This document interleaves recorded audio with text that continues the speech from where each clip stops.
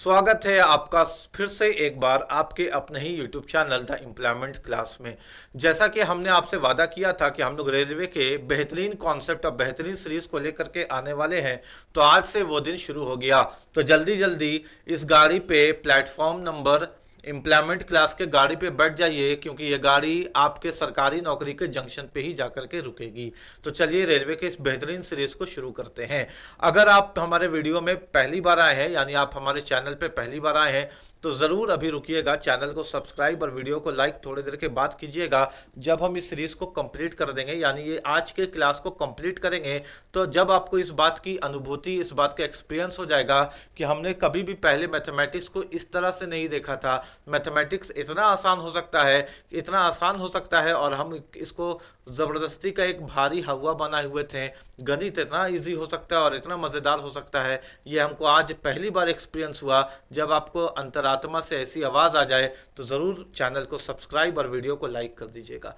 आज से हम लोग रेलवे के सीरीज को शुरू कर रहे हैं। रेलवे का ये सीरीज हर उस बच्चे के लिए इंपॉर्टेंट है जो railway NTPC, railway group D, ALP और आरपीएफ एसआई की तैयारी कर रहा है।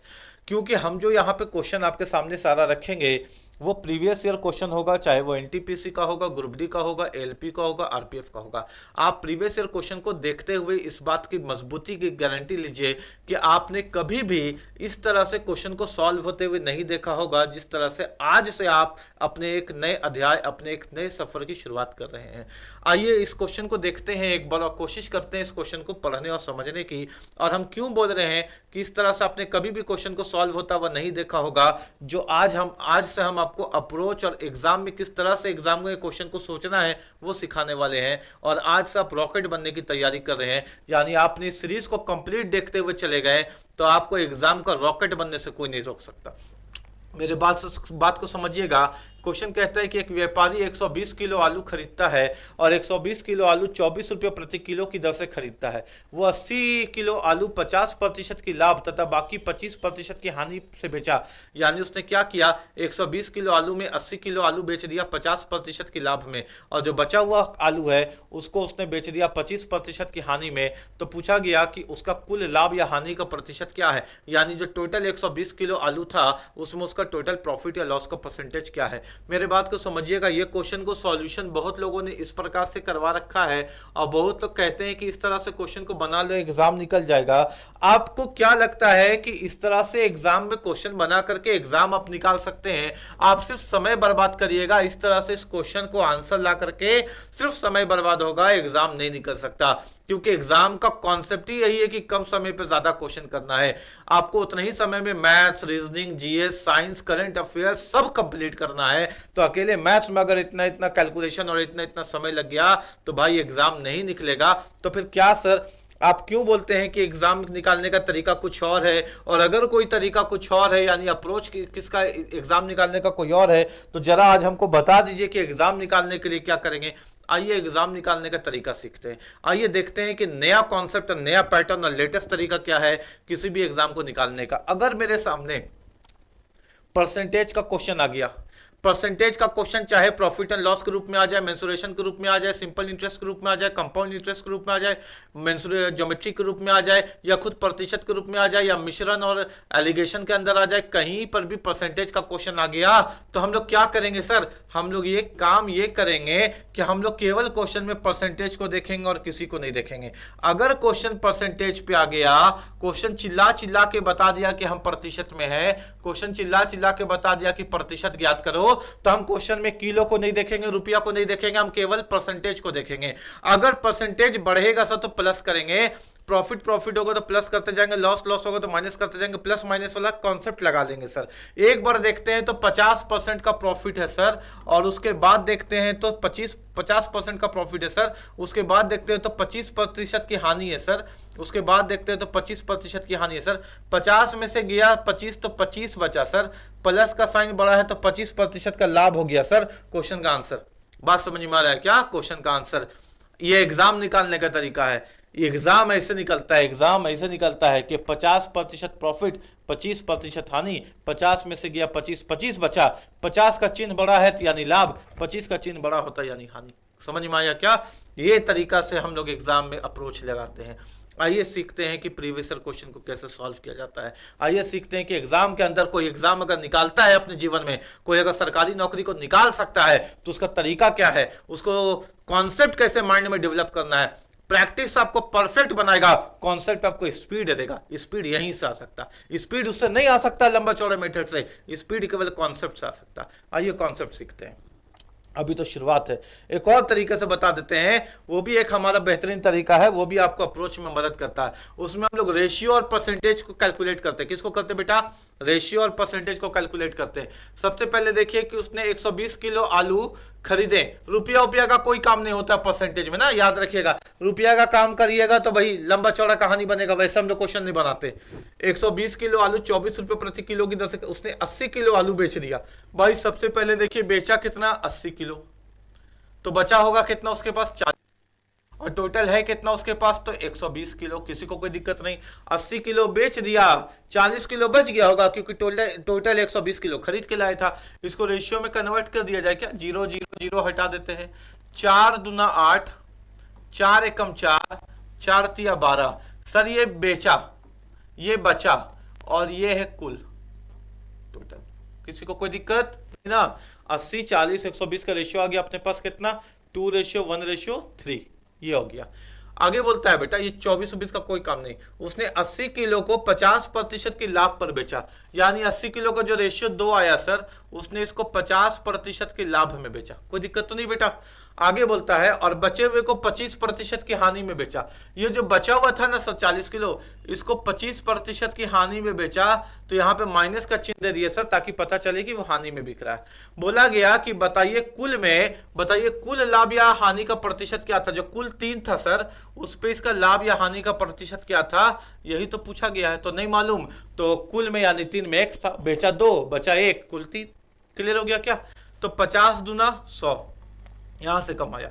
25 से कम 25, लेकिन -25 क्योंकि माइनस का चिन्ह है ना, -25 बराबर 3 × x कितना हो गया सर? 3x। 100 में से 25 गया, कितना बचा? 75 बराबर 3x। तो 3 से काटे इसको, 25 या 75, यानी बचे हुए में कितना कमाया सर? बचे हुए में x का मान कितना है सर? तो सर 25%। क्वेश्चन का आंसर कितना हो गया? 25%। कोई दिक्कत वाली बात नहीं है, समझ में आ रहा है आप सबको बात है ना? अगर देखिए 100 में से 25 गया तो 75 बचा ना बेटा। कहीं से अगर -100 रहता और -75 बचता तो हानि हो जाती। तो उम्मीद है कि यह क्वेश्चन भी आपको समझ में आ गया होगा कि हाँ आसान है। आइए अगले क्वेश्चन की तरफ चलते हैं। अगला क्वेश्चन सेट कंप्लीट करेंगे, देखिएगा कितना मजा आएगा। और पढ़ने वाले बच्चे के लिए तो बहुत गिफ्ट है ये कि इस तरह से क्वेश्चन को सॉल्व किया जा सकता है। तो ये तो बहुत मजेदार गिफ्ट है कि जो बड़े बड़े क्वेश्चन को हम लोग बहुत जटिल तरीके से क्वेश्चन को सॉल्व करते थे, वो प्लस माइनस करके खत्म कर सकते हैं ना। आइए अगले क्वेश्चन में बोलता है कि there are 25 question in exam. हम हिंदी में पढ़ते हैं, आपके लिए सवाल इंग्लिश वाले बच्चे के लिए इंग्लिश में लिखा हुआ है। एक परीक्षा में 25 सवाल है, प्रत्येक सही जवाब देने के लिए 4 अंक दिए जाते हैं और प्रत्येक गलत जवाब देने के लिए 2 अंक काट लिए जाते हैं। यानी एक एग्जाम हुआ बेटा, उस एग्जाम में 25 क्वेश्चन आया। कितना क्वेश्चन आया सर? 25 क्वेश्चन।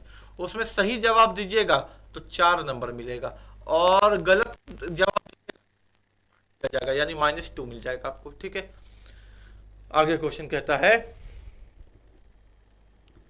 सीमा को 70 अंक मिले। सीमा को कितने अंक मिले?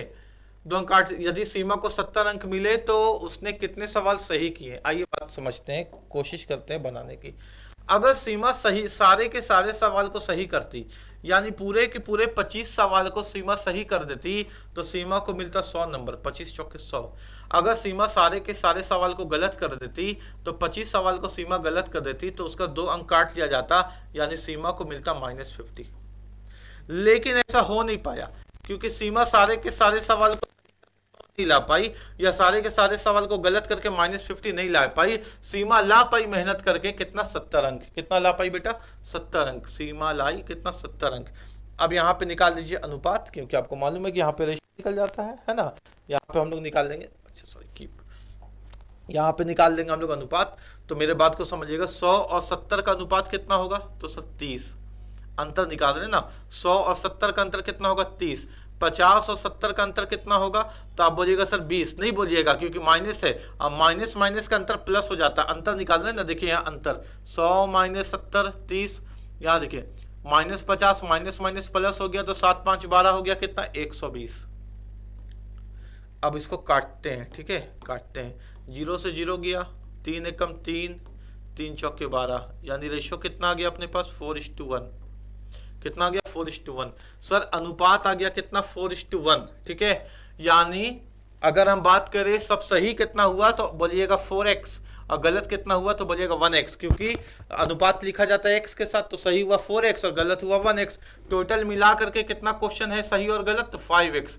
और किताब क्या कहता है कि कितना क्वेश्चन है तो 25। 5 से गया ये 5 बार में, तो x का मान कितना आ गया अपने पास 5। हमसे पूछा है बताइए उसने कितने क्वेश्चन सही किए, तो सही तो सर इधर दिख रहा है हमको 4x, और x का मान अपने पास 5 है, तो 4 5 कितना हो गया 20। यानी कितने क्वेश्चन उसने सही किए तो 20 क्वेश्चन उसने सही किए। सीमा ने कितने क्वेश्चन सही किए तो सीमा ने 20 क्वेश्चन सही किए। आप इसका स्क्रीनशॉट भी लेते चले ताकि आपको दिक्कत नहीं हो समझने में, ठीक है, आप इसका स्क्रीनशॉट भी लेते चले।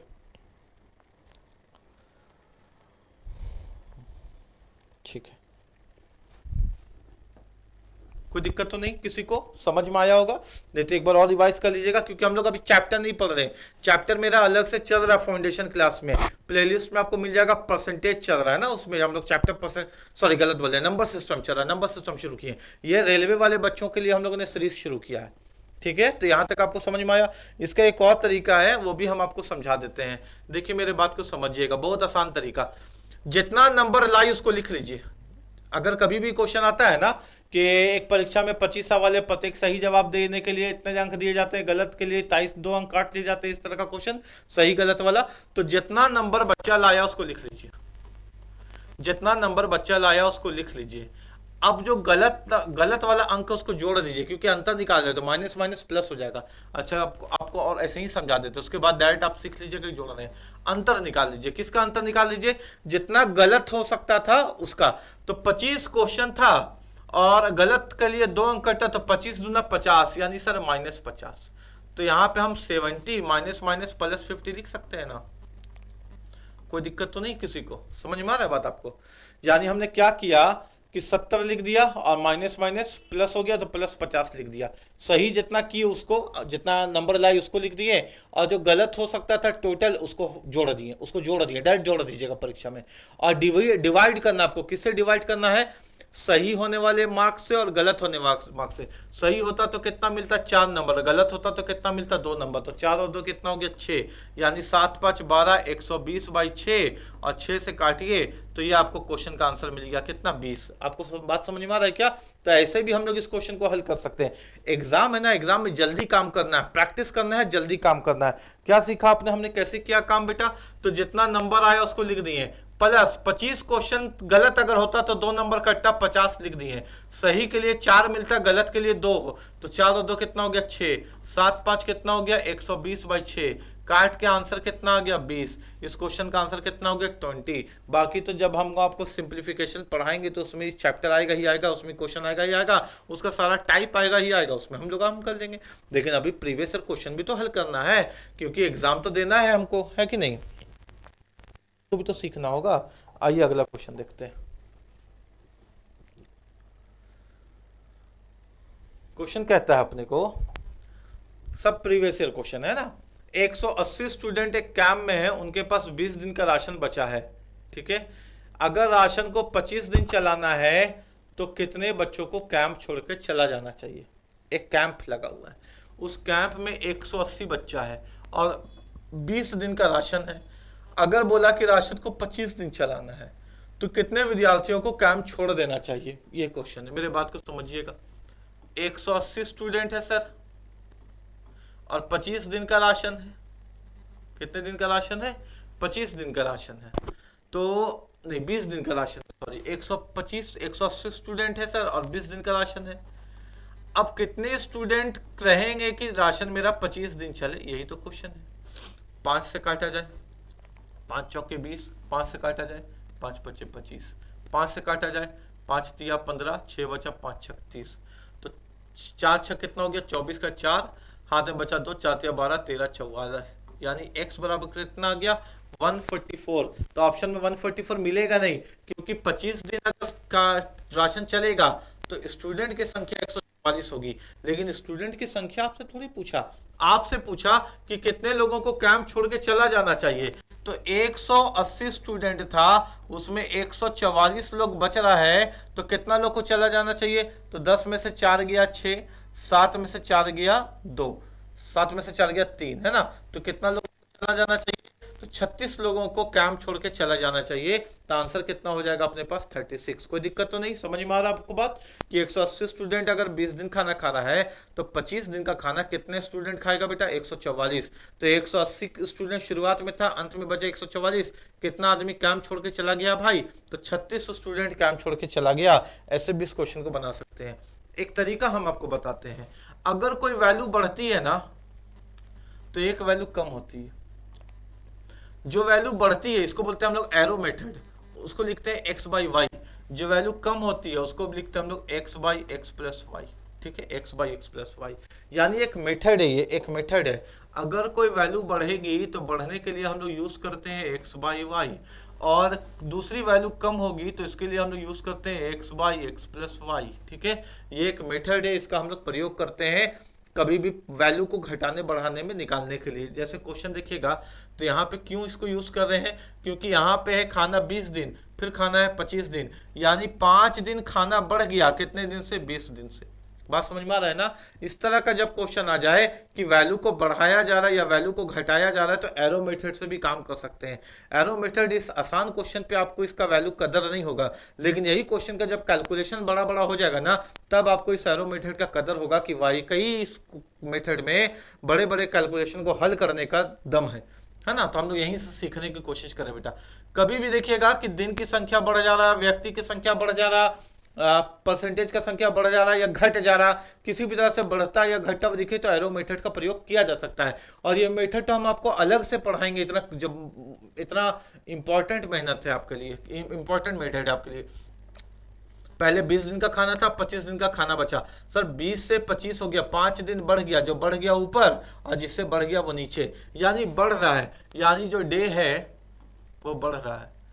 कितना दिन बढ़ रहा है? 20 से 25 हो रहा है तो 5 दिन बढ़ रहा है। किससे बढ़ रहा है? 20 से, यानी 5 एकम 5, 5 चौके 20। अगर कोई हमसे पूछे x कितना, तो हम बोलेंगे x 1 है, y कितना, तो y 4 है। अगर दिन बढ़ रहा है तो जो फूड है, खाना, उसमें कमी आती होगी। कितने की कमी आती होगी? तो कमी हमेशा आती है x by x plus y की। एक्स कितना है? 1 है, एक्स प्लस वाई, एक्स और वाई को जोड़िए तो 1 और 4 को जोड़िएगा तो कितना आ गया? 5। यानी आंसर आ गया अपने पास। क्या आ गया अपने पास? आंसर। यानी जो खाना है वो 1/5 बचा। कितने लोग, कितना विद्यार्थी था? 180 विद्यार्थी था, तो 1/5 विद्यार्थी चला गया खाना के बजाय। 5 से काटिए तो आंसर कितना गया? 36। यानी यहाँ पे आपको आंसर मिल गया कितना? 36। बात समझ में आ रहा है क्या? एरो मेथड क्या किए? बढ़ा तो एक्स बाई वाई किए, घटा तो x by x plus y किए। बढ़ा तो यहाँ पे 1/4 आ गया, घटा तो x by x plus y यानी 1/5 आ गया। अब जो भी वैल्यू आएगा ना यहाँ पे, याद रखिएगा, जो भी यहाँ पे वैल्यू आएगा उसको आपको इतना दिमाग में रखना है कि पहला वाला नंबर से गुना कर देंगे। मैथमेटिक्स में ये उनके लिए बता रहे हैं जिनको कॉन्सेप्ट अभी समझ में नहीं आया लेकिन एग्जाम निकालना है। तो पहला वाला, कभी भी x by x plus y का प्रयोग कीजिए, एरो बढ़ने एरो घटने का, जब यहां तक कर लीजिए तो पहला वाला नंबर से गुना कर दीजिएगा, आंसर आ जाएगा। ठीक है, तो 180 स्टूडेंट था, 180 का 1/5 यानी 36 स्टूडेंट 180 का चला गया। ठीक है, तो आंसर कितना हो गया अपने पास? 36। आइए आगे अगले क्वेश्चन को देखते हैं। आइए प्रीवियस ईयर क्वेश्चन को देखते हैं कि कैसे समझ में नहीं आएगा और कैसे एग्जाम नहीं निकलेगा। ये भी तो अपने पास हम लोग का चैलेंज है। बोलता है एक 250 मीटर लंबी गाड़ी एक खंबे को 8 सेकंड में पार करती है। एक रेलगाड़ी है बेटा, कितनी रेलगाड़ी है? 250 मीटर लंबी। ये सब यही देखिए, आरआरबी ग्रुप डी में आया हुआ क्वेश्चन है, ग्रुप डी का क्वेश्चन है ना। एक 250 मीटर लंबी रेलगाड़ी एक खंबे को 8 सेकंड में पार करती है। यदि वह एक प्लेटफॉर्म को 20 सेकंड में पार कर ले तो प्लेटफॉर्म की लंबाई कितनी? ठीक है, आइए समझने की कोशिश करते हैं। देखिए मेरे बात को समझिएगा। एक रेलगाड़ी है, ये एक ट्रेन है, और ये कोई ऑब्जेक्ट है। ये ऑब्जेक्ट ट्री हो सकता है जो इस तरह से स्टैंडिंग पोजीशन में रहता है, या बिल्डिंग हो सकता है, या टावर हो सकता है, या कोई खंबा हो सकता है, पोल, है ना, कुछ भी हो सकता है इससे, या कोई खड़ा हुआ आदमी हो सकता है, मैन। अब मेरे बात को समझिएगा, एक ट्रेन कभी भी पेड़, भवन, टावर, खंबा या व्यक्ति को पार करती है एक्स सेकंड में, यानी टाइम वो एक्स सेकंड लेती है, तो इसका मतलब है कि एक्स सेकंड में ट्रेन खुद को पार कर रही है। ट्रेन किसको पार कर रही है? स्वयं को, खुद को पार कर रही है।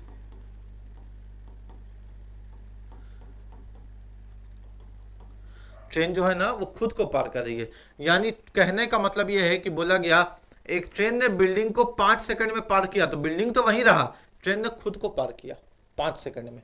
एक ट्रेन ने एक पेड़ को 12 सेकंड में पार किया तो पेड़ तो वहीं रहा, ट्री तो वहीं है, ट्रेन पार हुआ 12 सेकंड में। बात समझ में आनी चाहिए आपको।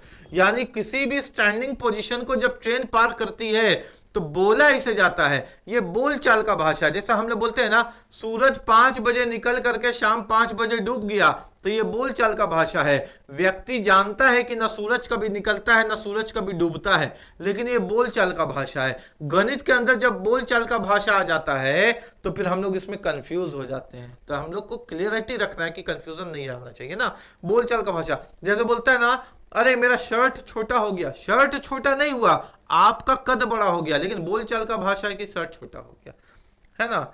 दिवाली कब आई, दिवाली कब गई पता भी नहीं चला, तो दिवाली रिक्शा में बैठ के आपके घर नहीं आई थी, लेकिन आदमी बोलता है कि नया साल आके चला भी गया। नया साल आकर घर में आपके चाय नहीं पिया था, लेकिन बोलचाल का ये भाषा है कि नया साल आकर के चला भी गया। तो यही बोलचाल का भाषा गणित में समझना आपको, ये चैप्टर में समय, चाल और दूरी के अंदर जब बोलता है ना ट्रेन पार की पेड़ को, तो पेड़ पार नहीं हुआ, ट्रेन खुद पार हुई, लेकिन बोला इसे जाता है कि ट्रेन ने पेड़ को पार कर दिया। बस ट्रेन ने पेड़ को पार कर दिया तो पेड़ को बोला जाओ पार हो जाओ, नहीं, ट्रेन पेड़ वहीं रही, ट्रेन पार हो गई। यानी किसी भी स्टैंडिंग ऑब्जेक्ट से जब ट्रेन पार होगी तो वो जो समय लिया गया है वो तो बेचारा वहीं स्टैंड है। ये क्या टाइम लेगा? समय ट्रेन के द्वारा लिया गया। बात समझ में आनी चाहिए, है ना। तो कभी भी ट्रेन पेड़, बिल्डिंग, टावर, पोल, मैन को पार, यानी स्टैंडिंग मैन को, कैसे मैन को? स्टैंडिंग मैन को। तो याद रखेंगे वो तो अपनी जगह पे खड़ा था, ट्रेन पार हो रही है, लेकिन बोला ऐसा जाएगा कि पेड़ पार हो गया, टावर पार हो गया, बिल्डिंग पार हो गया, बोला ऐसा जाएगा एग्जाम में। तो इससे आपको भ्रम में नहीं आना, ठीक है। अब आते हैं क्वेश्चन पे। बोला ये गया बेटा, एक 250 मीटर लंबी रेलगाड़ी एक खंबे को 8 सेकंड में पार करती है। सर खंबा को तो पार ही नहीं कर सकती, ट्रेन खुद पार हुई होगी।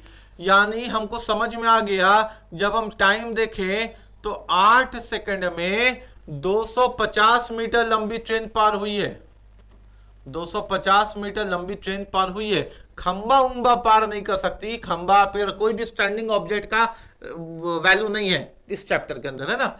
तो 250 मीटर लंबी रेलगाड़ी, ये 250 मीटर की दूरी ट्रेन ने 8 सेकंड में पार कर दी। यदि वह एक प्लेटफॉर्म को 20 सेकंड में पार कर ले, अब देखो यहां पे प्लेटफॉर्म को पार कर रही है।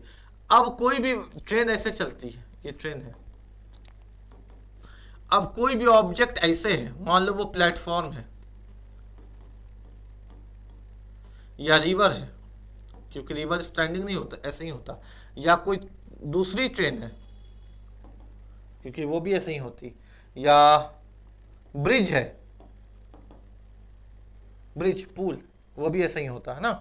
यानी कोई भी ऐसा होता, तब इस ये यहां पर भी समय का कैलकुलेशन होता है, यहां पर समय का कैलकुलेशन होता है। इस बात को तुमको समझना है, लेकिन स्टैंडिंग में समय का कैलकुलेशन नहीं होता है। हम तुमको ये बताना चाह रहे हैं कि 250 मीटर लंबी रेलगाड़ी कितने देर में पार हो गई? 8 सेकंड में। तो 8 सेकंड में ट्रेन ने खंबे को पार नहीं किया, खुद को पार किया, यानी 250 मीटर जो ट्रेन थी उसी को पार किया, है ना। आगे क्वेश्चन कहता है कि ट्रेन को 20 सेकंड लगा एक प्लेटफॉर्म को पार करने में। ये देखो, ये प्लेटफॉर्म है, प्लेटफॉर्म है, ट्रेन को कितना देर लगा? 20 सेकंड लगा प्लेटफॉर्म को पार करने में। तो पूरा 20 सेकंड लगा क्या ट्रेन को प्लेटफॉर्म को पार करने में? नहीं सर, 8 सेकंड में तो ट्रेन ने खुद को ही पार किया होगा, तो बचा हुआ 12 सेकंड में ट्रेन ने प्लेटफॉर्म को पार किया होगा। यहाँ पे ट्रेन आ रही है, यहाँ पे ट्रेन आ रही है, तो वो गई यहाँ से यहाँ जा रही है, ट्रेन का मुंह आ गया ऐसे ऐसे ऐसे ऐसे ऐसे ऐसे ऐसे, यहाँ तक 12 सेकंड लगा, यहाँ तक 12 सेकंड लगा, यहाँ से यहाँ तक ट्रेन को पार करने में, फिर यहाँ से ऐसे ऐसे ऐसे जाने में ट्रेन को 8 सेकंड खुद को पार करने में लगा। तो 12 8 मिलाकर के 20 हो गया। समझ में आया बात आपको? यानी ट्रेन ने प्लेटफॉर्म को पार किया कितने देर में बेटा?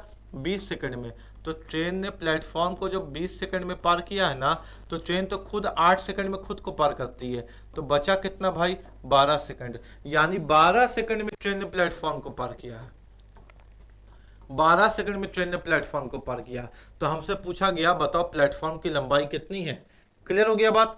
ट्रेन ने 8 सेकंड में खुद को पार किया, 20 सेकंड में प्लेटफॉर्म को पार किया। तो प्लेटफॉर्म को पार करने के वक्त ट्रेन ने खुद को भी तो पार किया साथ में। ट्रेन आदमी थोड़ी है कि 1 सेकंड में ऐसे पार हो गई। ट्रेन पार हो रही है तो हो रही है तो हो रही है तो हो रही है। ट्रेन को 8 सेकंड लगा अपने आप को पार करने में, और उसमें 12 सेकंड अलग लग गया प्लेटफॉर्म को। क्यों? प्लेटफॉर्म की भी तो लंबाई है। प्लेटफॉर्म तो ऐसे खड़ा थोड़ी है बच्चा की तरह, प्लेटफॉर्म भी लंबा चौड़ा है, उसको भी पार करने में समय लग गया ट्रेन को कितना? 12 सेकंड। तो हमसे पूछा कि अगर 8 सेकंड में 250 मीटर यानी खुद को पार करती है, तो प्लेटफॉर्म को यानी 12 सेकंड में कितना पार करेगी? यही तो क्वेश्चन है। तो तिरछा गुना कर लिया जाए क्या? तो आ जाएगा यहाँ पे 8 गुना x बराबर 12 गुना 250। ऐसे काटते हैं ना, 4 दूना 8, 4 तिया 12, 2 से काटे इसको 125 बार में। ठीक है, तो 3 पचे 15, 12 तिया 36 और 1 37, यानी कितना आ गया बेटा? 375 मीटर। तो ट्रेन की प्लेटफॉर्म की लंबाई कितनी है? 375 मीटर। कोई दिक्कत तो नहीं है, स्क्रीनशॉट लेते चलेंगे, सीखते चलेंगे ना, ताकि क्वेश्चन को आप खुद से ही सॉल्व कीजिएगा। इसको एक और तरीके से बता दे क्या? इसमें मेरे दिमाग में एक चीज और आ गया। चलिए ना, एक चीज और आ गया तो बोल देते हैं, है ना, क्योंकि आपको सिखाना ही तो मकसद है। 8 सेकंड में पार की 250 मीटर। तो हमसे पूछा 4 सेकंड 12 सेकंड में कितना? तो 8 से 12 हो रहा है, कितना बढ़ रहा बेटा? 4 बढ़ रहा, यानी 8 का आधा बढ़ रहा है, यानी 50% बढ़ रहा। 8 + 4 50%। तो 250 का भी 50% बढ़ जाना चाहिए। 250 का 50% 125। तो 250 का 50% 125। तो आ गया अपने पास कितना? 5 2 7 3 और 375। ऐसे भी सोच सकते थे ना कैलकुलेशन को, तो यहाँ पर भी ऐसे सोचा जा सकता था, कोई दिक्कत वाली बात नहीं है।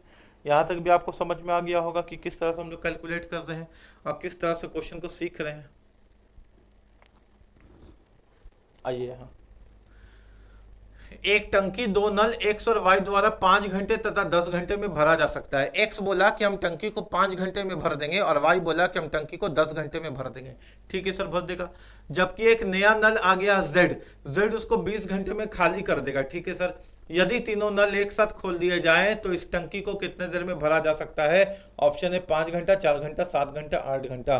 सर इस क्वेश्चन को तो बहुत तरीके से बनाया जा सकता है। अगर हम आपको बोलेंगे बनाने, तो आप तुरंत पेन पेपर लेकर के बैठ जाइएगा, बनाने लगिएगा, जबकि इसका जरूरत नहीं है। आप चाहे जितना भी एक्सपर्ट है मैथमेटिक्स में, आपको तो बस बुद्धि का प्रयोग करना था। हम अभी बना के भी दिखाएंगे, हम आपको दिखाएंगे कि इस क्वेश्चन को कैसे बनाया जा सकता है। लेकिन एग्जाम के अंदर आपका बनाने का सॉल्यूशन कौन देख रहा है? वहां तो देखा जा रहा है कि आप कहां क्लिक करके आए हैं, आप सही जगह क्लिक करके आए हैं कि गलत जगह क्लिक करके आए हैं। वहां तो मेथड को कोई मतलब ही नहीं है। तो जब हमको जरूरत ही नहीं पड़ रहा किसी भी स्टेप को यूज करने का, तो एग्जाम में हमको क्यों स्टेप को लेंगे? हम अगर इस बात को ऐसे सोच ले कि एक नल एक्स बोला कि हम टंकी को 5 घंटा में भर सकते हैं और वाई बोला कि हम 10 घंटे में भर सकते हैं। अब मेरे बात को, इस बात को समझो बेटा कि मैथमेटिक्स नहीं बनाना है, एग्जाम निकालना है। अगर एक नल अकेले किसी टंकी को 5 घंटा में भर सकता था, एक्स अगर अकेले टंकी को 5 घंटे में भर सकता था, तो वाई के मदद से तो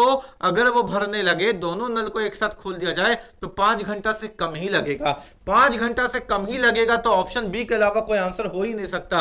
अरे एग्जाम में तो सोचना ये था, मैथ्स बनाने आ गया इंपॉर्टेंट नहीं है, एग्जाम निकालने आ जाए वो इंपॉर्टेंट है। बात समझ में आ रहा है क्या? हम तो बुद्धि का प्रयोग के बारे में बात करते हैं। हमने क्या बोला कि इस तरह का मेथड आपको कोई और नहीं सोचा सकता। क्यों हमने आपको बोला? क्योंकि मेथड हर टीचर अपने तरीके से यूज कर रहा, हर टीचर को सही है। किसी को फॉर्मूला अच्छा लगता है, वो बच्चा जाकर के फॉर्मूला वाले सर को देख ले। किसी को ट्रिक पसंद है, वो बच्चा जाकर के ट्रिक वाले सर को देख ले। और जिसको कॉन्सेप्ट में मजबूती चाहिए, जिसको चाहिए कि क्वेश्चन को उड़ा देंगे कॉन्सेप्ट की मदद से, वो आ जाए मेरे पास। हर टीचर अपने अपने तरीके से अच्छा पढ़ा रहा, लेकिन मेरा तरीका, मेरा सोच ये विचार ये है कि कॉन्सेप्ट में मजबूती होना चाहिए। हम इसको ऐसे क्यों नहीं सोच सकते परीक्षा के अंदर कि एक से एक नल 5 घंटे में भर रहा है और वाई के मदद से भरने लगा, दो नल अगर एक साथ खुल गया तो 5 घंटा से कम लगेगा और आंसर 4 होगा। हम इसको ऐसे भी तो करके एग्जाम में आ सकते हैं और करके अगले क्वेश्चन में बढ़ गए। टाइम क्यों बर्बाद करना? बात समझ में आ रहा है क्या? ऐसे ये है ना एग्जाम में आया वो क्वेश्चन। ये क्यों आता है इस तरह का क्वेश्चन? सोचिए तो जरा। एक्स बोला कि हम टंकी को 5 घंटे में भर देंगे, वाई बोला कि हम टंकी को 10 घंटे में भर देंगे। ठीक है भाई, तुम लोग अपने अपने जगह सही है। जबकि जेड बोला कि हम टंकी को 20 घंटे में खाली कर देंगे। आ गया जेड, जेड बोला कि हम तो टंकी को 20 घंटे में खाली कर देंगे, यानी माइनस के चिन्ह के साथ आ गया। जब तीनों नल अपनी अपनी बात कर दिया एक्स वाई जेड, तो हम तीनों का एलसीएम लेंगे और एलसीएम से पता चल जाएगा कि टंकी कितने लीटर का है। एलसीएम से पता चल जाएगा कि टंकी कितने लीटर का है। ये बनाने का तरीका है। 5, 10 और 20 का एलसीएम हो गया 20। अब यहाँ पे क्षमता निकाल देंगे। क्या निकाल देंगे बेटा? क्षमता, एफिशिएंसी। हमने क्या बताया कि हम आपको थोड़ा स्पीड इसलिए पढ़ा रहे हैं कि प्रीवियस ईयर क्वेश्चन है। प्रीवियस ईयर क्वेश्चन को हम लोगों को जल्दी ही सॉल्व करना है, सीखना है। अगर ऑस्ट्रिच, ऑस्ट्रिच बहुत मजबूत पक्षी है, लेकिन उसका छोटा से छोटा बिल्ली भी उसका शिकार कर लेता है। क्यों?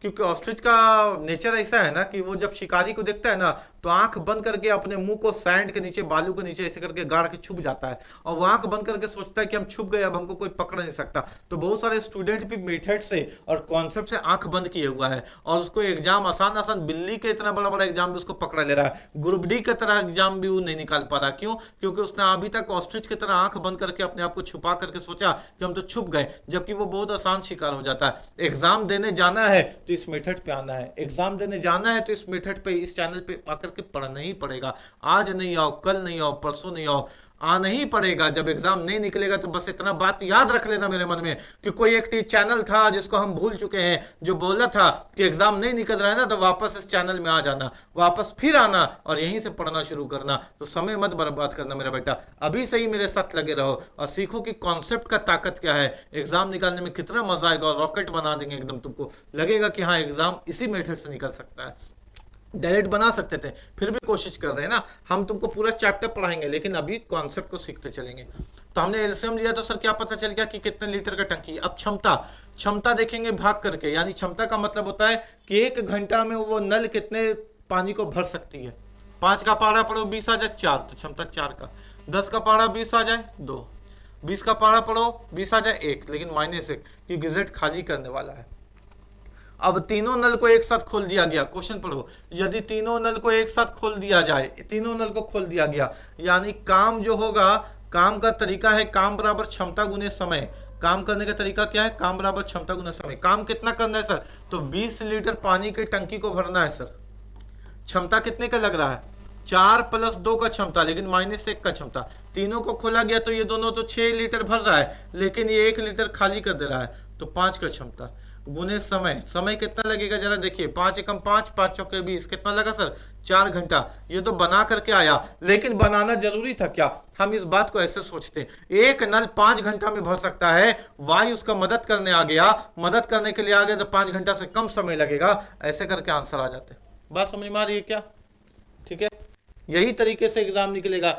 अभी हो सकता है कुछ कुछ मेथड मेरा तुमको समझने में दिक्कत होगा, लेकिन मेरे साथ जुड़े रहो, मेरे साथ, मेरे पर विश्वास करो। अगर तुम हमको गुरु मानते हो तो इफ बट मत करो, है ना। अगर, क्योंकि हम क्या तुमको बना देंगे और क्या तुम्हारे एग्जाम में करवा देंगे वो हमको मालूम है, हम करवा चुके हैं, हमको मालूम है कि हम यहाँ पे क्यों खड़े हैं।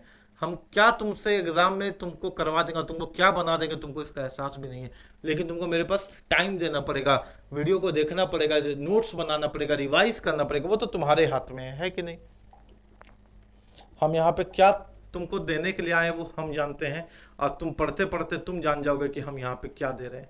हम यहाँ पे 10-15 आसान आसान सवाल करवाने के लिए खड़े नहीं हैं। हम प्रीवियस ईयर क्वेश्चन डेट के साथ पढ़ाते हैं और बोलते हैं कि देखो ये क्वेश्चन इतना तारीख को आया और इसको ऐसे बना सकते थे। हम प्रीवियस ईयर क्वेश्चन पूरा करवाएंगे तुमको। tan 405 डिग्री का मान किया, और पहले कॉन्सेप्ट को समझ ले, है ना। ट्रिग्नोमेट्री का कॉन्सेप्ट है, समझ लेते बेटा। आइए समझते हैं। ये होता है 0 डिग्री, ये होता है आपका 90 डिग्री, ये होता है 90 + 90 180, ये होता है 270। ठीक है, यहाँ से शुरुआत करते हैं 0 90 180 270 ऐसे।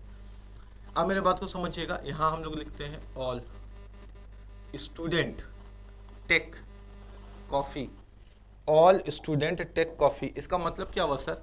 यहाँ पे ऑल पॉजिटिव होता है, यानी sin cos tan cosec sec cot सब पॉजिटिव होता है। कहाँ सर? क्वाड्रेंट 1 में, चतुर्थांश 1 में। क्वाड्रेंट 2 का पोजीशन ये है सर कि एस से साइन और कॉसेक पॉजिटिव होता है।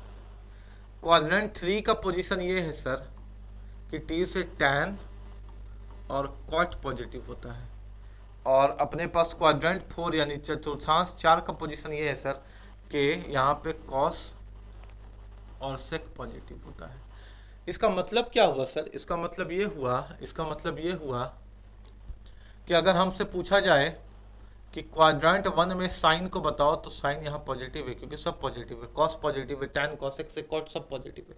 यहाँ पे केवल अगर हमसे पूछा जाए तो हम बोलेंगे साइन और कॉसेक पॉजिटिव है, लेकिन अगर टैन के बारे में पूछा जाए तो हम माइनस के साथ लिखेंगे, कॉट के साथ पूछा जाए तो हम माइनस के साथ लिखेंगे। क्यों? क्योंकि यहाँ पे साइन और कॉसेक पॉजिटिव है, इसका मतलब बाकी सब निगेटिव होगा। यहाँ पे केवल टैन और कॉट पॉजिटिव है, टैन और कॉट पॉजिटिव है, यानी यहाँ पे अगर हमसे कोई साइन पूछ ले तो निगेटिव के साथ आएगा, कॉस पूछ ले तो निगेटिव के साथ आ जाएगा। यहाँ पे केवल कॉस और सेक पॉजिटिव है, कॉस और सेक पॉजिटिव है। अगर कोई हमसे यहाँ साइन पूछ ले तो निगेटिव हो जाएगा, टैन पूछ ले तो निगेटिव हो जाएगा, कॉट पूछ ले तो निगेटिव हो जाएगा। ये होता है चतुर्थांश। क्लियर है? स्क्रीनशॉट भी लेते चलेंगे आप, है ना। दूसरी बात ये है सर कि हमसे पूछा गया है -405 डिग्री। अगर पॉजिटिव घूमने बोले ना सर तो ऐसे घूमेंगे, और निगेटिव घूमने बोले ना सर तो ऐसे घूमेंगे। 405 घूमने बोलता है ना सर तो ऐसे घूमते, ऐसे क्लॉक, ऐसे, है ना, एंटी क्लॉकवाइज। और निगेटिव घूमने बोला ना सर तो ऐसे घूमेंगे, क्लॉकवाइज।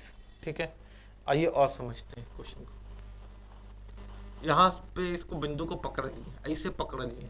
अब देखिए कि निगेटिव है कि पॉजिटिव है? निगेटिव है। 405 यानी पूरा 360 घूमेंगे, ऐसे वापस 360 आ गए।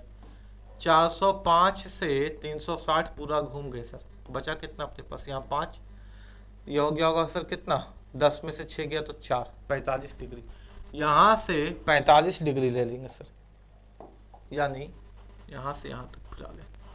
यहाँ से जब यहाँ तक आ गए हम लोग फिर से, तो अब यहाँ देख रहे हैं इस घर के अंदर कि अपने पास, क्योंकि यहाँ से यहाँ गए ना तो इस घर में देखेंगे, यहाँ से यहाँ गए तो इस घर में देखेंगे, यहाँ से यहाँ गए तो इस घर में देखेंगे। टैन 405, तो आप खुद बताइए कि टैन 45 डिग्री तो होता है 1, टैन 45 डिग्री तो होता है 1। यहाँ पे टैन होता है क्या? नहीं होता sir. All student take coffee, तो टैन तो यहाँ होता है क्वाड्रेंट 3 में। अगर यहाँ टैन नहीं होता तो 45 डिग्री का वैल्यू हो जाएगा -1। कितना हो जाएगा? -1। बात समझ में आ रहा है ना? 45 डिग्री का वैल्यू हो जाएगा -1। एक बार और कोशिश करते हैं आपको समझाने का, ठीक है। देखिए बात समझिएगा। टैन 405, सबसे पहले तो 360 से घटा के लिख दीजिए, 405 को 360 से घटा के लिख दीजिए तो 45 डिग्री बचा, यानी टैन 45 का वैल्यू 1 होता है। अब चेक करना है केवल कि पॉजिटिव 1 होगा कि नेगेटिव 1 होगा। अगर ऑप्शन में ये वाला नहीं होता तो हम तो इसी को आंसर करके आ जाते हैं, लेकिन पॉजिटिव नेगेटिव के कारण चेक करना पड़ रहा। तो 360 पूरा घूम जाइए, ऐसे 360 पूरा घूम जाइए ऐसे यहाँ तक। उसके बाद और आगे जा रहा है क्या? हाँ 45 और जा रहा है। और यहाँ आ जाइए, अगर यहाँ छुए तो यहाँ चेक कर लीजिए। अगर आप यहाँ चेक कर रहे हैं तो all student take coffee, coffee से यहाँ आपके पास केवल कॉस और सेक है, टैन तो है ही नहीं। टैन जब है ही नहीं तो -1 आंसर, क्वेश्चन का आंसर हो गया। ठीक है, आइए आगे समझते हैं, है ना। अगर किसी क्वेश्चन में दिक्कत हो रहा है तो फिर चैप्टर को देखिए, कोई दिक्कत नहीं है, चैप्टर हम लोग पढ़ ही रहे हैं। और अगर आपका कोई चैप्टर का डिमांड है तो बताइए कि सर ये चैप्टर हमको करवा दीजिए जल्दी, ये चैप्टर में दिक्कत है, तो वो चैप्टर भी हम लोग शुरू कर देंगे। मेरा तो काम है आपके लिए पढ़ाना। वर्तमान में राम 4 गुना है अपने पुत्र का। ठीक है सर, वर्तमान में राम 4 गुना अपने पुत्र का, ये राम हो गए और ये उनके पुत्र हो गए। 4 गुना का मतलब है 4:1, 3 गुना का मतलब है 3:1, 10 गुना का मतलब है 10:1, 5 गुना का मतलब है 5:1, 12 गुना का मतलब है 12:1। इस बात को ध्यान रखिएगा, वही लैंग्वेज है ना बेटा, लैंग्वेज है। वर्तमान में राम 4 गुना अपने पुत्र का हो गया सर। 5 वर्ष के बाद वह अपने पुत्र की आयु का 3 गुना हो जाएगा, यानी 5 साल के बाद राम अपने पुत्र की आयु का 3 गुना हो जाएगा, यानी राम 3:1 हो जाएगा। किसी को कोई दिक्कत नहीं। अभी क्या है, वर्तमान में 4:1 है, ये प्रेजेंट हो गया, यहाँ प्रेजेंट लिख दें, और ये फ्यूचर हो गया, है ना। फ्यूचर में क्या होगा बेटा, राम अपने पुत्र की आयु का 3 गुना हो जाएगा, यानी 3:1 हो जाएगा। तो उनकी वर्तमान आयु ज्ञात कीजिए। सबसे पहले तो देखिए रेशियो बैलेंस है कि नहीं। रेशियो का बैलेंस होना या नहीं होना पता चलेगा कि उनका अंतर सेम होना चाहिए। जैसे ऊपर देखिए 4 और 1 का अंतर कितने का सर, तो 3 का। 3 और 1 कितने का अंतर है सर, तो 2 का, यानी रेशियो बैलेंस नहीं है सर। अगर रेशियो बैलेंस नहीं है तो रेशियो को बैलेंस करना पड़ेगा। रेशियो पहले चेक करिए कि बैलेंस है कि नहीं, तो नहीं है। 4 और 1 का अंतर 3 का, 3 और 1 का अंतर 2 का। अगर रेशियो बैलेंस नहीं तो बैलेंस करना पड़ेगा। बैलेंस कैसे करेंगे सर? तो नीचे का गुना ऊपर, यानी यहाँ 2 का और यहाँ 2 का, और ऊपर का गुना नीचे, यानी यहाँ 3 का यहाँ 3 का। तो अपने पास ये हो जाएगा 4 दूना 8, ये हो जाएगा 1 दूना 2, अपने पास ये हो जाएगा 3 तिया 9, और ये हो जाएगा 1 तिया 3। अब गौर करिए सर, 8 से 9 हो गया, 1 बढ़ा, 2 से 3 हो गया, 1 बढ़ा। क्लियर है क्या? यानी बैलेंस हो गया। सर इधर से भी देखे तो 8 से 9 हो गया, यानी 1 बढ़ा। इधर से भी देखे तो 2 से 3 हो गया, यानी 1 बढ़ा, यानी 1 बढ़ रहा। लेकिन किताब बोल रहा है 5 साल के बाद, किताब बोल रहा है 5 साल के बाद, यानी वर्तमान से भविष्य में आने के लिए हम अनुपात में तो 1 बढ़ रहा है, लेकिन अकॉर्डिंग टू क्वेश्चन 5 बढ़ रहा। तो 1 अगर 5 के बराबर है तो दोनों की वर्तमान आयु ज्ञात कीजिए। ये देखिए दोनों की वर्तमान आयु, राम की आयु 8, 1 अगर 5 के बराबर है तो 8 किसके बराबर होगा? तो 8 पचे 40, और पुत्र की आयु 2, 1 अगर 5 के बराबर है तो 2 किसके बराबर होगा बेटा? तो 2 पचे 10, यानी राम की आयु 40 वर्ष की और उसके बेटे की आयु 10 वर्ष की। ऑप्शन नंबर बी हो गया आपके क्वेश्चन का आंसर। हमने क्या किया? रेशियो को बैलेंस करके बना लिया। और इसको कैसे बना सकते थे सर? तो और यहाँ देखिए, बात समझिएगा ना, एज प्रॉब्लम में तो कैलकुलेट करने की जरूरत ही नहीं है, ऑप्शन चिल्ला चिल्ला के आंसर बता देगा। वो तो हम लिख दिए आपके लिए, नहीं तो हम लिखते भी नहीं। अच्छा देखिए, वर्तमान में राम अपने पुत्र का 4 गुना है, यानी राम अपने पुत्र का 4 गुना है। 15 चौके 60 हो सकता है, 10 चौके 40 हो सकता है, 5 चौके 20 हो सकता है, 8 चौके 32 हो सकता है। यानी पहला वाला जो वैल्यू है वो तो हमको आंसर नहीं दे पाया सर, दे देता तो बहुत अच्छा बात है, कोई बात नहीं। आगे बोलता है 5 साल के बाद राम अपने पुत्र का 3 गुना हो जाएगा। 5 साल के बाद राम अपने पुत्र का 3 गुना हो जाएगा, यानी मेरे बात को समझिएगा, 5 साल के बाद राम अपने पुत्र का 3 गुना हो जाएगा। अगर राम आज 60 का है तो 5 साल के बाद 65 हो जाएगा। बेटा अगर 15 है तो 5 साल के बाद 20 का हो जाएगा। अब खुद बताइए कि 5 साल के बाद 65 और 20 का 3 गुना है, 20 का 3 गुना तो 60 होता है, तो ये हो नहीं पाएगा। अगर राम 40 का है तो 5 साल के बाद 45 का हो जाएगा। बेटा 10 है तो 5 साल के बाद 15 का हो जाएगा। अब 15 का 3 गुना हुआ, 15 तिया 45 क्वेश्चन का आंसर। बस समझ में आया क्या? 15 तिया 45 क्वेश्चन का आंसर। ठीक है। अगर ये 20 का है तो 5 साल के बाद 25 का हो जाएगा। ये 5 का है तो 5 साल के बाद 10 का हो जाएगा। तो 10 तिया तो 30 होता है, तो 3 गुना नहीं बना ना, ये भी 3 गुना नहीं बनेगा, तो ऑप्शन नंबर बी आपका आंसर हो गया। कोई दिक्कत वाली बात नहीं है। आगे आते हैं।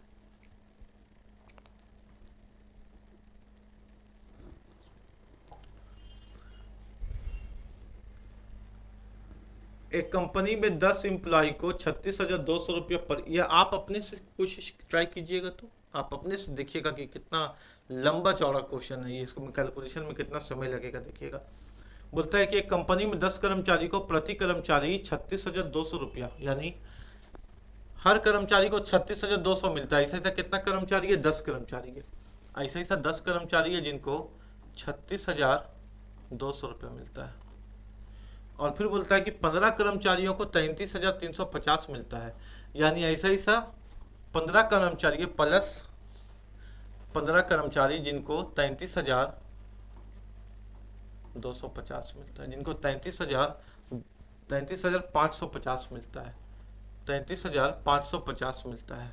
तो हमसे बोला है बेटा कि प्रत्येक कर्मचारी का औसत बताना। औसत बताने के लिए डिवाइड करते हैं टोटल व्यक्ति से, तो टोटल व्यक्ति कितना हो गया? 25। अब यहाँ से इसका आंसर आपको जो मिलेगा वो हो जाएगा। ठीक है, इसमें कैलकुलेशन आ गया। 10 व्यक्तियों को मिलता है, प्रत्येक व्यक्ति को 36,000 कुछ, तो 10 से गुना कर दिए।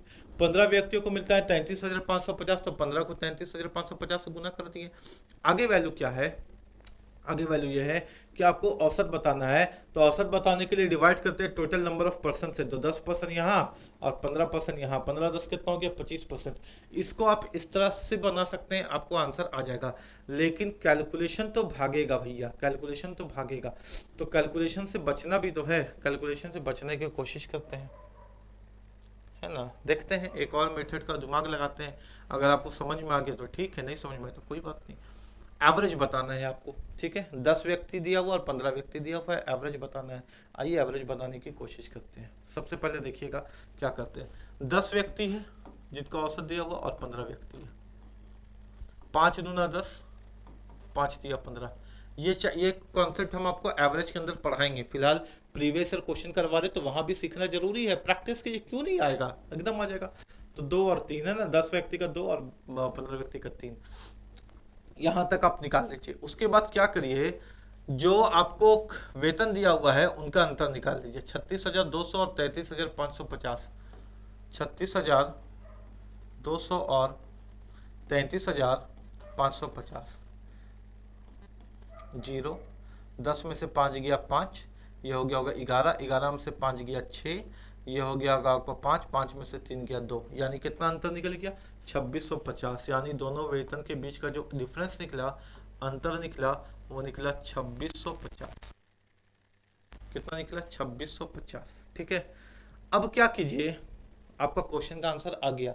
अब या तो आप इसको बड़े वाले से में घटा दीजिए या तो छोटे वाले में जोड़ दीजिए। हम आपको आसान बताएं, छोटे वाले में जोड़ना आसान होगा। छोटा सैलरी कौन है बेटा, 33,550, 33,550 प्लस 2650, यहां तक आ गया 2650, ठीक है। 2650 इंटू, अगर आपने छोटे वाला सैलरी लिया है तो छोटा वाला अनुपात लीजिए, अब बड़ा वाला सैलरी लेते तो बड़ा वाला अनुपात लेंगे, लेकिन हमेशा हम आपको बोलेंगे छोटा वाला लीजिए, क्योंकि मेरा आजमाया हुआ मेथड है, छोटे वाले से कैलकुलेशन इजी पड़ेगा। तो छोटा वाला अनुपात लीजिए। छोटा वाला अनुपात कितना है, 2/5। अब आप ऐसे 2 मत बोलिएगा भाई, रेशियो को बताने का तरीका क्या है आपको मालूम है ना, 1:3 अगर हम लिखते हैं एग्जाम्पल के तौर पे, तो हम बोलते हैं कि पहला रेशियो कितना है, तो आप 1/4 ना बोलिएगा, एक खाली थोड़ी बोल लीजिएगा, नीचे में टोटल भी तो होगा। दूसरा कितना है तो 3/4 ना होगा, खाली 3 थोड़ी बोल लीजिएगा, वो तो संख्या बन जाएगा। आप समझदार बच्चे, आप अनुपात जान रहे हैं। तो अंतर कितने का निकला बेटा, दोनों का 2650। और हम क्या किए, छोटे वाले में 2650 यानी अंतर को जोड़ दिए, इंटू कर दिए छोटा वाला रेशियो, छोटा लेंगे वैल्यू तो छोटा वाला रेशियो, और हमेशा छोटा ही लीजिएगा ये वाला। तो 2/5, 2 और 3 मिलाकर के 5। आइए काटते हैं, काटने का तरीका तो आप जानते हैं, आप हमसे अच्छा काटते होंगे। 5 बचे 25, एक बचा 5 तिया 15 और 0 है ना। तो यहाँ आ गया अपने पास 33,550 प्लस 2 0 जा 0, 2 तिया 6 और 2 पचे 10, ऐड करते हैं 0, 5 और 6 11, 5 और 1 6, 3 और 1 4 और 3, 34610 आंसर 34610। नहीं हो सकता इससे आसान, जाइए किसी को भी दीजिए कैलकुलेशन। अब आइए मेरे बात पे, अब आइए मेरे बात पे, हमने आपको इसको बना करके दिखाया। आपको करना है एक एक्सपेरिमेंट। आपके कोई भैया जो 5 साल से तैयारी कर रहे हैं, या आपके कोई भी जिनको आपको लगता है कि आपसे ज्यादा वो जानते हैं या बुद्धिमान है, आपको ये क्वेश्चन देना है उनको, आपको ये क्वेश्चन देना है उनको, मेरे सॉल्यूशन को बिना दिखाए, मेरे सॉल्यूशन को बिना दिखाए। अब बोलना है सॉल्व कर दीजिए। जब वो सॉल्व करने जाएंगे और उनके कैलकुलेशन को देख करके आपको समझ में आ जाएगा कि ये मेथड क्यों जरूरी है। अभी तो आप बहुत छोटे हैं, हो सकता है कि आपको समझ में नहीं आएगा कि क्वेश्चन कितना बड़ा है और इसको हमने किस लेवल पे कंप्लीट किया है। ये जो मेथड है ये सब कॉपीराइट मेथड है, नहीं मिलेगा कहीं, नहीं मिलेगा कहीं, सब कॉपीराइट मेथड है, नहीं मिलेगा कहीं। इसलिए हमने बोला कि अगर एग्जाम निकालना है तो यहीं से निकलेगा। छोटा चैनल अभी है लेकिन छोटा टीचर नहीं है, तजुर्बा है 10 साल का। अगर अपने आप पे हमको विश्वास नहीं होगा कि हम आपको अच्छा पढ़ा सकते हैं तो आप क्या पढ़िएगा मेरे से। लेकिन हमको मालूम है कि जो हम आपको पढ़ा सकते हैं रांची झारखंड में नहीं पढ़ाने वाला मिलेगा, रांची झारखंड में नहीं मिलेगा पढ़ाने वाला। हाँ दिल्ली व पटना में मिल सकता है, लेकिन उससे भी हम कम नहीं है आपको पढ़ाने के मामले में, क्योंकि क्वालिटी देते हैं भाई। तो डंक की चोट पे बताएंगे, ढोल फाड़ फाड़ के बताएंगे कि क्वालिटी है मेरे पास, और सीखो समझो। बात समझ में आया कि हम क्या किए। आपको क्या करना है, ये आपका टास्क है। आप किसी भैया को, आप किसी जीनियस को, जिसको लगता है कि आपके नजर में वो आप बहुत अच्छा तैयारी करता है जनरल कंपटीशन का, आपको देना है और बोलना है कि इसको कैलकुलेट करो, और आपको खड़े होकर के वहां पे देखना है इसको कैलकुलेट होते हुए। फिर आपको मन में सोचना है कि नहीं नहीं, जो इम्प्लॉयमेंट क्लास में हम पढ़ रहे हैं सही जगह में पढ़ रहे हैं, वहीं से एग्जाम निकल सकता। ये सब लंबा चौड़ा मेथड से तो एग्जाम नहीं निकलेगा। जब आप उसके सिर पे पेशानी में पसीना देखिएगा ना, परेशान होते हुए इसको कैलकुलेटर छूने नहीं देना है, तब आपको समझ में आएगा कि किस क्वेश्चन को हमने आपको हल करवाया है और किस मेथड से हल करवाया। आइए फिर से सीखते हैं। सीखने में तो कोई दिक्कत नहीं है भाई, बड़े बड़े क्वेश्चन को हल करने का तरीका सीख रहे हैं। एग्जाम में आया हुआ सवाल है, कितना लोग ने छोड़ा होगा, कितना लोग कैलकुलेशन में टाइम बर्बाद किया होगा। क्या बताया हमने आपको, एम्प्लॉइज की संख्या देख लीजिए, 10 एम्प्लॉय और 15 एम्प्लॉय, रेशियो निकाल लीजिए 10 और 15 का, 5 दूनी 10, 5 या 15, एवरेज का कॉन्सेप्ट है सब, एवरेज पढ़ाएंगे तो सही पढ़ाएंगे। दोनों का अंतर निकाल लीजिए बेटा, 33,550 गया और 36,200, 36,200 और 33,550, अंतर निकाल लीजिए। जीरो, 10 में से 5 गया 5, 11 में से 5 गया 6, 5 में से 3 गया 2, 2650 आ गया। छोटा वाला में जोड़ दीजिए, बड़ा वाला में घटा भी सकते थे, घटाते तो उल्टा करते, 2/3 की जगह 3/2 का 3/5 का मल्टीप्लाई करते। आप समझदार है, आप जान रहे इस बात को, लेकिन अब छोटा वाला में कैलकुलेट करवाते हैं आसान करने के लिए। सो छोटा है 33,550, 33,550 में जोड़ दीजिए, कितना आया अंतर बेटा, 2650, ऐसे निकालिए एवरेज को, मल्टीप्लाई रेशियो, छोटा वाला, छोटा लिया है ना इसलिए छोटा वाला 2/5, 2/5, ठीक है। 5 से काट दीजिए, 5 पचे 25, एक बचा 5 या 15 और जीरो ऐड कर दीजिए, 33,550 करिए, 2 जीरो जा जीरो, 2 तिया 6, 2 पचे 10, जीरो 5 11, 5 6 3 4 और 3, 34610। लाइए इस मेथड के टक्कर में, आइए जिससे सीखते हैं ना, सीखिए, आइए इस मेथड के टक्कर पे लेके आइए, कॉपीराइट मेथड नहीं आ पाएगा। तो इसलिए बोले अगर हम यहाँ खड़े हैं इतना रुपया खर्चा करके, बिना एक बच्चा यहाँ बैठा हुआ स्टूडियो बना करके, तो हम पागल तो नहीं है। हम जानते हैं कि हम आपको क्या दे सकते हैं और हम आपको क्या बना सकते हैं, हमको मालूम, बस आपको टिके रहना। समझ में आ गया क्वेश्चन, ठीक है। आइए आगे, इसलिए चैनल से जुड़े रहिए, और चैनल को, ये आपका अपना चैनल है, इसको एम लिए हम लोग बेटा कम से कम अपने स्टेट का, अपने सिटी का सबसे बड़ा चैनल बनाना है इसको। और सबसे बड़ा चैनल हम नहीं बना सकते, वो आप बना सकते। हम सिर्फ इतना कर सकते हैं कि हम ईमानदारी से आपको पढ़ा सकते, हम ईमानदारी से आपको पढ़ा सकते हैं। हम कहीं जा करके पढ़ाएं और आपको कम कंटेंट दें, क्योंकि कहीं भी जा करके पढ़ाने पे एक टाइम ड्यूरेशन हो जाता है कि भाई 20 दिन में कंप्लीट कर देना है, 30 दिन में कंप्लीट कर देना, 25 दिन में कंप्लीट कर देना, कोर्स खत्म करके हट जाना है। हम वहां जाकर के आपके कोर्स को खत्म करके हट जाए या आपको पूरी ईमानदारी से इस चैनल पे पढ़ाएं, वो तो डिपेंड करता है आप में। जिस चैनल को बढ़ाने का जिम्मेदारी आपके ऊपर है, आप इसको बढ़ाइए, हम इसमें क्वालिटी देंगे, बस बात खत्म हो गई, दोनों मिलकर काम करेंगे। आइए क्वेश्चन पे, क्वेश्चन ये है, कहां गया भाई, क्वेश्चन ये है,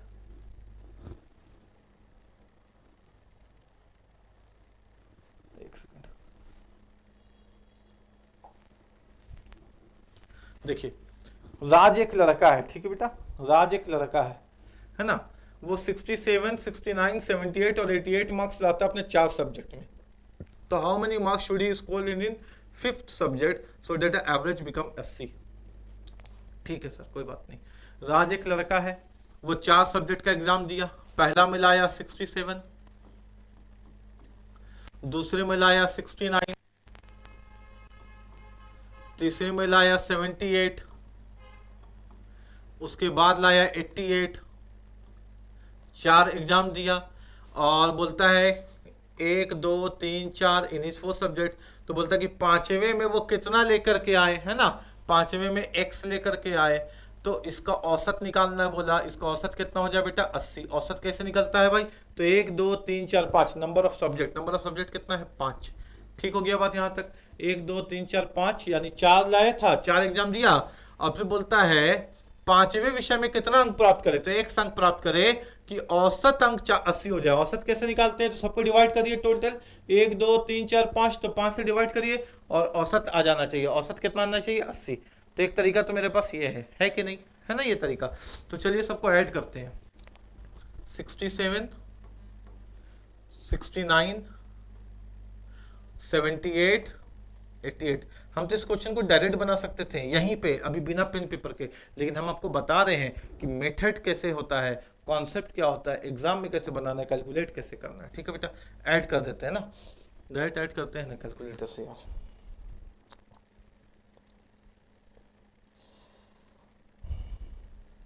कैलकुलेटर कहाँ गया,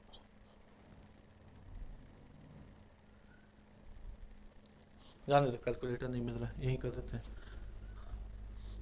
इसको अगर हम 8 बना दें, 8 बना दें तो इसको एक कम दे देंगे, 8 या 24, 24 हो गया और 6 हो गया, 24 और 6 30 का 0, है ना, हाथ में बचा 3, नहीं मिला कैलकुलेटर तो ऐसे ही करते रहे। इसको हम क्या किए, 8 बना दिए, 8 बना दिए, तो 8 बना दिए तो इसको +1 हो गया ना, ये 1 बढ़ गया, तो 8 या 24, 24 और 36 और 1 31, यानी हो गया 31 अपने पास 1 हो गया, हाथ में बचा 3, ठीक है 3 बचा। इसको अगर हम 6 बनाएंगे तो ये +1 यहाँ दे देगा, 6 18, 18 और 9, 18 और 10 28, 27, 28 29 30, 301 कितना आ गया, 301 आ गया क्या, कैलकुलेट करके देखिए तो, कैलकुलेट अगर हम लोग इसको करते तो 301 ही आ रहा है क्या, 67 69 78, क्योंकि कैलकुलेट करने में हमको अच्छा नहीं लगता है, जोड़ घटाव करने में, क्योंकि हमको मालूम है कि इसका जरूरत ही नहीं पड़ता एग्जाम में, इसलिए 8 और 7 कितना हो गया बेटा, 15, 15 और 9 हो गया अपना 24, 24 और 8, 24 और 4 हो गया 24, 25 26 27 28 29 30 31 32 का 2, हाथ में बचा 3, ठीक है 7 3 10, 10 हो गया, 10 और 8 18, 18 और 12, 18 और 10 28 29 30, यानी कितना आ गया 302, 301 नहीं आया, कितना आ गया 302, 302 प्लस x बराबर, इसको इधर भेज दिए तो 25 40, यानी 400, तो x बराबर हो गया अपने पास कितना, 400 माइनस 302, 10 में से 2 गया 8, है ना, ये हो गया होगा 9, 9 में से 0 हो गया 9, यानी 98, कितना जा रहा है 98, तो हो गया अपने पास कितना भाई 98, यानी आखिरी जो एग्जाम दिया उसमें उसको कितना लेके आना चाहिए था भाई, तो उसको लेके आना चाहिए था 98, तब जा करके वो पास होता। क्लियर है बात, यहाँ तक कोई दिक्कत वाली बात नहीं है, आपको उम्मीद है कि समझ में आता होगा, है ना। तो इस तरह से भी क्वेश्चन को बना सकते थे, और आसान करते हैं, हमने क्या बोला कि हमको कैलकुलेशन करने में अच्छा नहीं लगता, हम एग्जाम में कैलकुलेशन करते नहीं थे, है ना, हमको बहुत प्रेशर हो जाता था यार, सही जोड़ रहे हैं कि गलत जोड़ रहे हैं, एक आंख अंक इधर उधर नहीं हो जाए, तो इसलिए हम कॉन्सेप्ट की तरफ जाते हैं कि कॉन्सेप्ट में कैलकुलेशन कम पड़ता है या ना के बराबर होता है, ठीक है, वही चीज़ है, क्योंकि एग्जाम में क्वेश्चन के अलग प्रेशर, कॉन्सेप्ट का अलग प्रेशर, कैलकुलेट अलग करें, इतना कौन करेगा भाई, है ना। तो आइए इसको क्वेश्चन को डायरेक्ट बनाने की कोशिश करते हैं, मेरी बात को समझिएगा बेटा। औसत अंक कितना होना चाहिए, 80। औसत का मतलब होता है जो सबके पास हो, जैसे रवि के पास है 5 रुपया, 3 लड़का है, एक है रवि, रवि के पास है 5 रुपया, मोहन के पास है 3 रुपया, सोनू के पास है 8 रुपया। हम कह सकते हैं कि इनका एवरेज 3 है, कम से कम इनका एवरेज कम से कम 3 है, क्योंकि औसत वो होता है जो सबके पास हो। 3 इसके पास भी है, 3 रुपया और 2 रुपया मिला दीजिए तो 8 के पास भी 3 है, 3 रुपया और 5 रुपया मिला दीजिए तो इसके पास तो 3 है ही, यानी जो सबके पास होता है उसी को हम लोग एवरेज कहते हैं, उसी को हम लोग औसत कहते हैं, इस बात का हम लोग ध्यान रखेंगे। राज स्कोर किया 67, पहला नंबर, पहला में लाया 67, दूसरे में लाया 69, तीसरे में लाया 78 और चौथे में लाया 88, ये लेके आया राज, है ना 4 सब्जेक्ट में। अब पांचवें में कितना लाए, ये पूछा गया कि पांचवा में राज कितना लाए, ठीक है कितना लाए, कि उसका औसत 80 रहे, यानी सबका जो कम से कम सबके पास 80 तो होना ही चाहिए, एवरेज 80 है। एवरेज कितना है बेटा, 80। आइए इस क्वेश्चन को बनाने का तरीका देखते हैं। ये एवरेज से कितना कम है, तो 80 में से घटा के चेक कर लीजिए, क्योंकि 80 तो सबके पास होना चाहिए, एवरेज 80 बोल रहा है क्वेश्चन, तो सबके पास 80 होना चाहिए। तो कितना कम है पहला वाला में, 10 में से 7 गया 3 और 7 में से 6 गया 1, 13 का कमी है, 13 का कमी यानी -13 है, ठीक है। ये कितना कम है, तो 11 का कमी, देख लीजिए 9 में से 10 में से 9 गया 1, 7 में से 6 गया 1। ये कितना कम है 80 में से, तो -2 है, यानी 2 कम है। ये 80 में से कितना कम है, तो सर कम नहीं है, ये +8 है। इसके पास 80 तो होना चाहिए, लेकिन हो रहा है क्या, पहला में 13 कम है 80 से एवरेज से, दूसरे में 11 कम है एवरेज से, तीसरा में 2 कम है एवरेज में, और चौथा में 8 ज्यादा एवरेज में। अगर हम कैलकुलेट करें तो सर 8 खत्म हो गया, 8 यहाँ भी खत्म हो गया, बचा 9 10 11, यहाँ पे बचा -3। अगर हम 8 हटा दिए तो 11 में से 8 काट दिए, 13 में से भी काट सकते थे किसी में से, तो 8 हट गया तो 9 10 11, -3 बचा, 13 14 15 16 17 18, यानी 4 में अगर 80 का औसत है तो ये चारों सब्जेक्ट में मिला करके इसके पास -18, यानी 80 औसत बनाने के लिए 18 कम है, यानी जो अगला एग्जाम में देगा उसमें औसत 80 रखने के लिए उसको 80 से 18 ज़्यादा लाना पड़ेगा। 80 से 18 ज़्यादा लाना पड़ेगा, यानी उसको औसत 80 रखने के लिए 80 से 18 ज़्यादा लाना पड़ेगा, यानी उसको लाना पड़ेगा कितना, 98। ये है क्वेश्चन का आंसर। बात समझ में आया कैसे किए, है ना। नया नया है ना, थोड़ा सा एक बार समझ लेते, कोई दिक्कत नहीं।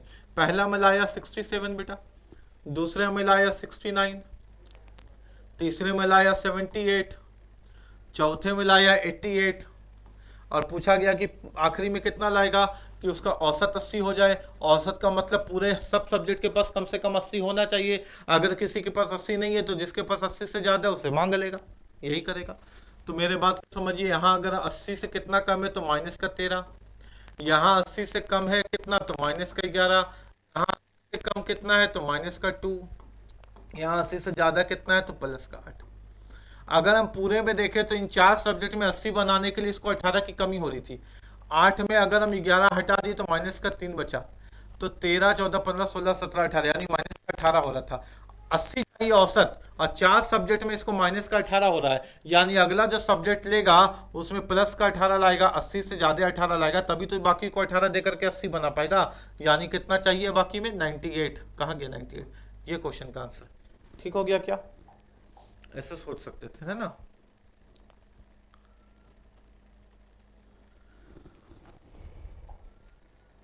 क्वेश्चन कहता है कि प्राइम नंबर ज्ञात करिए। क्या ज्ञात कीजिए, प्राइम नंबर। एक से नहीं, 50 से 100 के बीच में कितने प्राइम नंबर है आपको ये बताना। आइए प्राइम नंबर का दिक्कत ही दूर कर देते हैं। 4 4 2 2 3 2 2 3 2 1। 4 4 2 2 3 2 2 3 2 1। सर क्या लिखे ये, 4 4 2 2 3 2 2 3 2 1। आइए समझते हैं।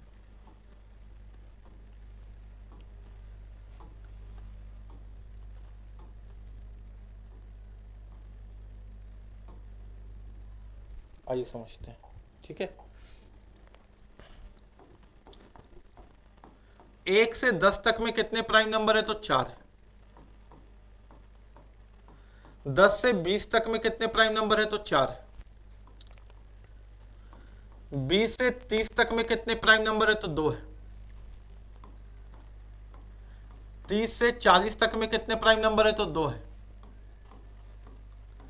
40 से 50 तक में कितने प्राइम नंबर है तो 3 है। 50 से 60 में कितने प्राइम नंबर है तो 2 है। अभाज्य संख्या जो किसी से भाज्य नहीं हो सकता। 60 से 70 में कितने प्राइम नंबर है तो 2 है। 70 से 80 में कितने प्राइम नंबर है तो 3 है। 80 से 90 में कितने प्राइम नंबर है तो 2 है। और 90 से 100 में कितने प्राइम नंबर है तो 1 है। खत्म हो गया कहानी। अब अगर हमसे एग्जाम में क्वेश्चन आ जाए कि बताइए 1 से 100 तक में कितने प्राइम नंबर है, कितने अभाज्य संख्या है, तो बता सकते हैं ना। 1 से 100 तक में अगर हमसे पूछ दे कि कितने अभाज्य संख्या, तो बता सकते हैं ना। याद देखिए 4 4 8 9 10 11 12 13 14 15 16 17 18 19 20 21 22 23 24 और 1 25। 1 से 100 तक में कितने प्राइम नंबर है तो 25। अगर हमसे पूछ दे 1 से 50 तक में कितने प्राइम नंबर है तो बता सकते हैं ना। 1 से 50 तक, 1 से 50 तक, ठीक है, यहां तक। तो 3 4 5 6 7 8 9 10 11 12 13 14 15 कितना है 15। अगर हमसे पूछ दे 1 से 40 तक कितने प्राइम नंबर है तो बता सकते हैं ना। 1 से 40 तक, 40 तक यानी यहां तक। 2 2 4 4 8 4 12। अगर हमसे पूछ दे कि 20 से 50 तक कितने प्राइम नंबर है तो बता सकते हैं ना। 20 से 50 तक कितने प्राइम नंबर है तो बता सकते हैं ना। 20 से 50 तक, 20 शुरुआत में, 50 अंत में, 50 तक। तो 2 2 4 5 6 7, 7 प्राइम नंबर है, बता सकते हैं ना। क्लियर है क्या, कोई भी प्राइम नंबर बता सकते हैं ना अपने से। आइए क्वेश्चन क्या पूछा था, 50 से 100, यानी 50 से 100 पूछा था। 50 यहां है भाई, 50 शुरुआत में यहां है और 100 अंत में यहां है। 50 से 100 तक, तो 2 2 4 5 6 7 8 9 और 1 10, 10। कहानी खत्म। कितना है 50 से 100 तक में प्राइम नंबर 10। बना लीजिएगा ना, ये याद रखिएगा। 4 4 2 2 3 2 2 3 2 1 0 0 0, है ना। तो इसको याद रखिएगा, 4 4 2 2 3 2 2 3 2 1 प्राइम नंबर का कॉन्सेप्ट है। कहीं का भी पूछा गया आप यहां से कैलकुलेट कर सकते हैं। वीडियो को लाइक अगर नहीं किए अभी तक तो आप कर दीजिए भाई, देख रहे हैं ना मेथड अब सारा, अब तो आपको करना पड़ेगा। बोलता है कि दो अंकियों का गुणनफल, और अगर आपको समझ में नहीं आ रहा है तो बड़ा दिक्कत है, फिर आपको मेरा फाउंडेशन वाला जो क्लास चल रहा है यूट्यूब में उसमें करना पड़ेगा। और क्या समझ में नहीं आ रहा हमसे बातें करनी पड़ेगी, हमसे सीखना पड़ेगा, क्योंकि सिखा तो हम ही सकते हैं, मालूम है हमको, सिखा तो हम ही सकते हैं। बाकी सब XYZ लेकर के बैठा हुआ है, उससे एग्जाम थोड़ी निकलता, एग्जाम तो यहाँ निकलता। बोलता है कि दो संख्याओं का गुणनफल 35,828 है तथा HCF 26, उनका एलसीएम ज्ञात कीजिए। देखिए कॉन्सेप्ट ये है बेटा कि एलसीएम गुना HCF जब हम करते हैं ना तो दो संख्याओं का गुणनफल निकल जाता है। इंग्लिश में हम लोग यूज करते हैं एलसीएम इंटू HCF बराबर प्रोडक्ट ऑफ टू नंबर, ठीक है। दो संख्याओं को गुना करेंगे तो उनका एलसीएम निकल जाता है, ये कॉन्सेप्ट है। बोलता है कि दो संख्याओं का गुणनफल है 35828, यानी गुणनफल दिया हुआ अपने पास 35828, और आगे बोलता है कि उनका HCF है 26, HCF है 26। फिर बोला है एलसीएम ज्ञात करें, यानी एलसीएम क्या होगा सर, ये ज्ञात करना है। एक तो तरीका हमारे पास ये है कि हम 26 को यहाँ लिख करके डिवाइड कर दें नहीं करेंगे हम लोग, कैलकुलेट नहीं करते, हम लोग एग्जाम निकालते हैं। कैलकुलेट करने वाले स्कूल में पढ़ते हैं, 7वां 8वां 9वां 10वां 11वां 12वां रेलवे और SSC की तैयारी कैलकुलेट करने वाले नहीं करते, ठीक है। तो क्या करेंगे सर, आप बताइए 6 को किससे गुना करें कि आखिरी संख्या 8 आ जाए। तो सर बहुत आसान है, 6 को 3 से गुना करेंगे तो आखिरी संख्या 8 आ जाएगा, या 6 को 8 से गुना करेंगे तो आखिरी संख्या 8 आ जाएगा। यानी वही यहाँ पे एलसीएम में हो सकता है जिसका आखिरी संख्या 3 या 8 हो, क्योंकि 6 को 3 से गुना करते हैं तो आखिरी संख्या 8 आता है, और 6 को 8 से गुना करते हैं तो आखिरी संख्या 8 आता है। यानी आंसर वही होगा जिसका आखिरी संख्या 3 या 8 हो, यानी ऑप्शन नंबर बी नहीं हो सकता, ऑप्शन नंबर बी नहीं हो सकता। लेकिन 8 यहाँ भी है, 8 यहाँ भी है, 8 यहाँ भी है, फंसा दिया। नहीं फंसाया, नहीं फंसते हैं कॉन्सेप्ट में। किसी के मन में सवाल आया कि देखो सर तो फंस गए, आखिरी में तो 8 8 इतना है, 3 3, हम नहीं फंसते हैं बेटा, हम कॉन्सेप्ट में नहीं फंसते। हम मतलब हम और आप मिल करके, हम लोग नहीं फंसते। मैं अपनी बात नहीं कर रहा, हम यानी हम लोग अपने कम्युनिटी, हम लोग जो पढ़ते हैं एम्प्लॉयमेंट क्लास के जो मेंबर है वो लोग कॉन्सेप्ट में नहीं फंसते, वो लोग कैलकुलेशन में नहीं फंसते। दूसरा हम लोग को देख करके हंसेगा, बोलेगा अरे देखो ना तेज बन रहा था, आखिरी में 3 या 8 आना चाहिए, 3 ऑप्शन में 3 या 8 दे दिया, फंस गया। आप बोलेगा अरे हम लोग फंसने वाले थोड़ी हैं, हम लोग क्वेश्चन को उड़ा करके रॉकेट की तरह उड़ा देते हैं। हम लोग क्वेश्चन के कॉन्सेप्ट में दिमाग लगाते हैं। हम लोग गधा की तरह मेहनत नहीं करते कि गुना जोड़ भागा करते हैं। हम लोग इतना सोच लेते हैं, अपने डेवलप इतना कर लेते हैं दिमाग को कि हम लोगों को टाइम नहीं लगता, हंसने वाले हंसते रहते हैं। इतना तो पता चल गया कि बी नहीं होगा। आइए आगे मेरे बात को समझिएगा, है ना।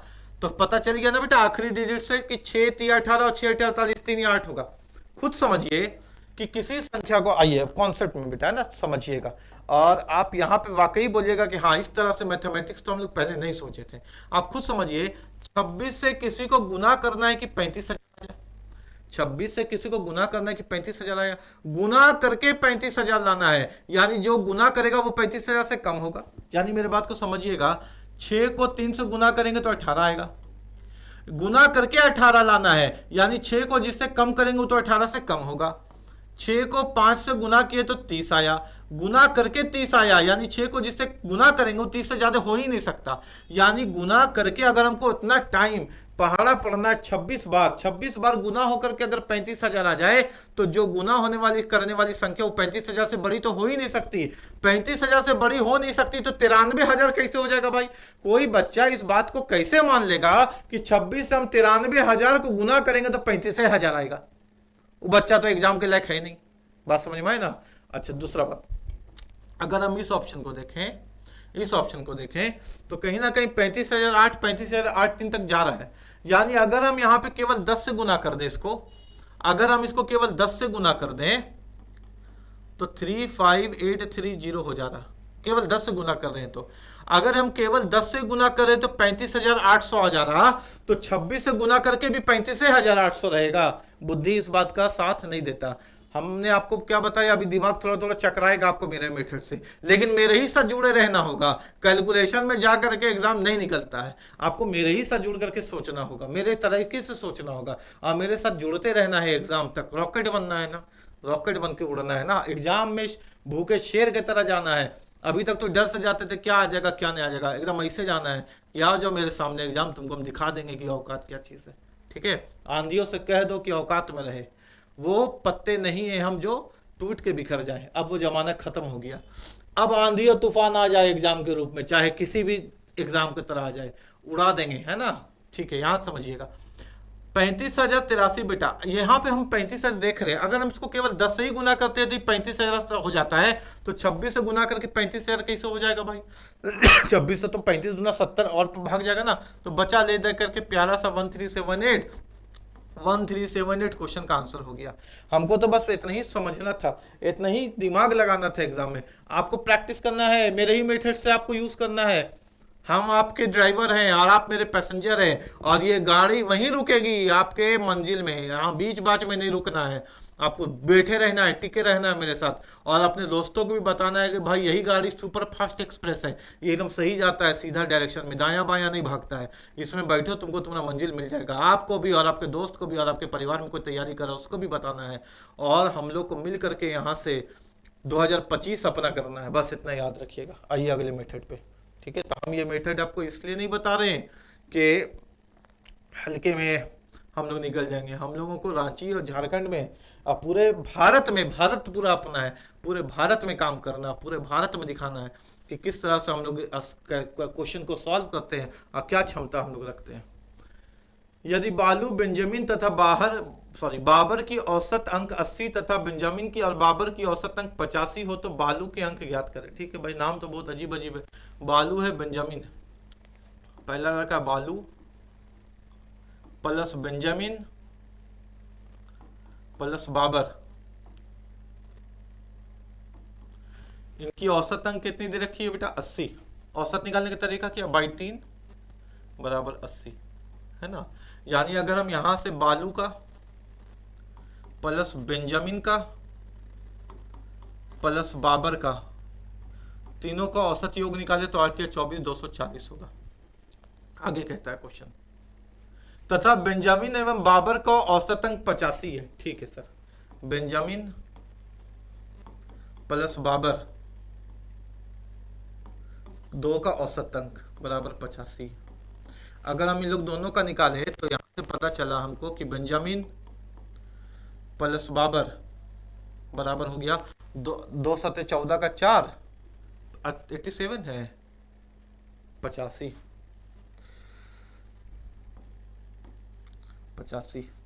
2 5 10 का 0, 2 8 16 और 1 17 170।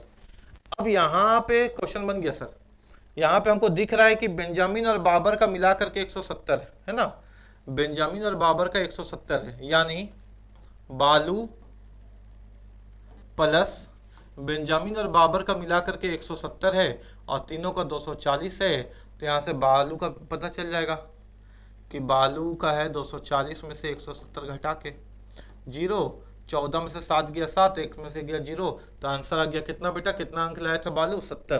कितना अंक लाया था बालू 70 अंक लाया था। किसी को कोई दिक्कत तो नहीं, आसान है, लेकिन इसको और आसान किया जा सकता है। ठीक है, और देखिए बालू बेंजामिन और बाबर का औसत अंक 80 है, बालू बेंजामिन बाबर का औसत अंक 80 है। इसका मतलब ये है सर कि 80 इसके पास भी है, 80 इसके पास भी है, 80 इसके पास भी। आप तो अभी चिल्ला चिल्ला के बताए कि औसत सबके पास होता है, तो 80 सबके पास है, कोई दिक्कत नहीं है, यहाँ पर कोई दिक्कत नहीं है, हम लोगों को समझ में आ गया। आगे क्वेश्चन कहता है कि बेंजामिन और बाबर का औसत अंक 85 है, बेंजामिन और बाबर का औसत अंक 85 है, यानी इसके पास भी 85 है, इसके पास भी 85 है। इसका मतलब क्या हुआ सर, इसका मतलब क्या हुआ, इसका मतलब यह हुआ कि बेंजामिन के पास 80 था, 85 ले आया, यानी 5 बढ़ा के ले आया। बालू के पास 80 था, 85 ले आया, यानी 5 बढ़ा के ले आया। ये भी 5 ले आया, ये भी 5 ले आया, 5 और 5 10, ये 10 लाया कहां से, तीन ही दोस्त है, तीन ही दोस्त के पास, सबके पास 80-80 रुपया था। अब इससे बोले कि बेंजामिन तुम्हारे पास तो 80 था, तुम्हारे पास 85 आ गया जी। बाबर तुम्हारे पास 80 था, तुम्हारे पास 85 आ गया थी, तो तुम लोग 5-5 रुपया लाए कहाँ से? ये 5-5 रुपया जादू से, रॉकेट से, हवा से तो आया नहीं होगा। तो ये 5-5 रुपया है किसका? बालू का। तो बालू का जो 80 था, ये बेचारा 5 दे दिया बेंजामिन को और 5 दे दिया बाबर को, तो 10 इसका कम हो गया। तो बालू का औसत आ गया अपने पास कितना? 70। एवरेज हम लोग ऐसे ही पढ़ेंगे, एवरेज का जब चैप्टर शुरू करेंगे तो इसी तरीके से कॉन्सेप्ट को सीखेंगे, है ना। कोई दिक्कत वाली बात नहीं, समझ में आ रहा होगा। थके तो नहीं? थके नहीं ना? थकिएगा तो फिर गाड़ी रुकेगी। बोलता है कि 3 अंकों की वो सबसे बड़ी संख्या क्या है जो 15, 25 और 30 से पूरी तरह विभाजित होती है? 28 मार्च 2016, रेलवे शिफ्ट 2। 15, 25 और 30 से, अगर 30 से विभाजित होती है कोई भी संख्या से जिसके अंत में 0 है, 30 से विभाजित हो, 40 से विभाजित हो, 10 से विभाजित हो, 20 से विभाजित हो, 50 से विभाजित हो, अगर कोई संख्या किसी से पूरी तरह विभाजित होती है जिसके अंत में 0 है, तो ऑप्शन के अंत में 0 होना ही चाहिए। ऑप्शन के अंत में 0 होना ही चाहिए। अगर ऑप्शन के अंत में 0 नहीं है तो वो 10, 20, 30, 40, 50, 60, 70, 80, 90 और 100 से विभाजित नहीं हो सकती। यानी अगर वो 30 से विभाजित होती है तो वो संख्या 975 नहीं हो सकती, क्योंकि 30 के अंत में 0 है तो ऑप्शन के अंत में 0 होना चाहिए। तो 3 ऑप्शन में 0 है। हंसने वाला हंसेगा, बनेगा हंसने दो, हंसने दो, हम लोग थोड़ी फंसते हैं भाई। दूसरी बात, अगर कोई संख्या 25 से विभाजित होती है, अगर कोई संख्या 25 से विभाजित होती है, तो उसके लास्ट 2 डिजिट, उसके अंतिम 2 पद क्या क्या हो सकते हैं? खुद 25 हो सकता है, या 50 हो सकता है, या 75 हो सकता है, या 100 का डबल 0 हो सकता है। 100 की जगह हम डबल 0 ही लिख देते हैं। यानी अगर कोई संख्या 25 से विभाजित होती है तो उसका अंतिम अंक 25, 50, 75 या डबल 0 होगा। ये डबल 0 तो है, ये 25, 50, 75 नहीं है, ये भी नहीं है। हो गया आंसर, 900। कहानी खत्म। दूसरा आदमी एल्सियम निकालेगा, निकालने दो, कोई दिक्कत नहीं है। बेचारा अपना खुश है कि हमको गणित आता है। गणित आता है, एग्जाम निकालने नहीं आता है। एग्जाम निकालने यहाँ आता है, ठीक है। गणित नहीं बनाना, मास्टर नहीं बनना, एग्जाम निकालना, याद रखना, ठीक है। फिर भी हम तुमको दोनों तरीका सिखाते हैं ताकि किसी को भ्रम नहीं रहे कि कॉन्सेप्ट नहीं आ रहा है, या ये नहीं आ रहा है, या वो नहीं आ रहा। फिर भी हम दोनों तरीके से काम करते हैं।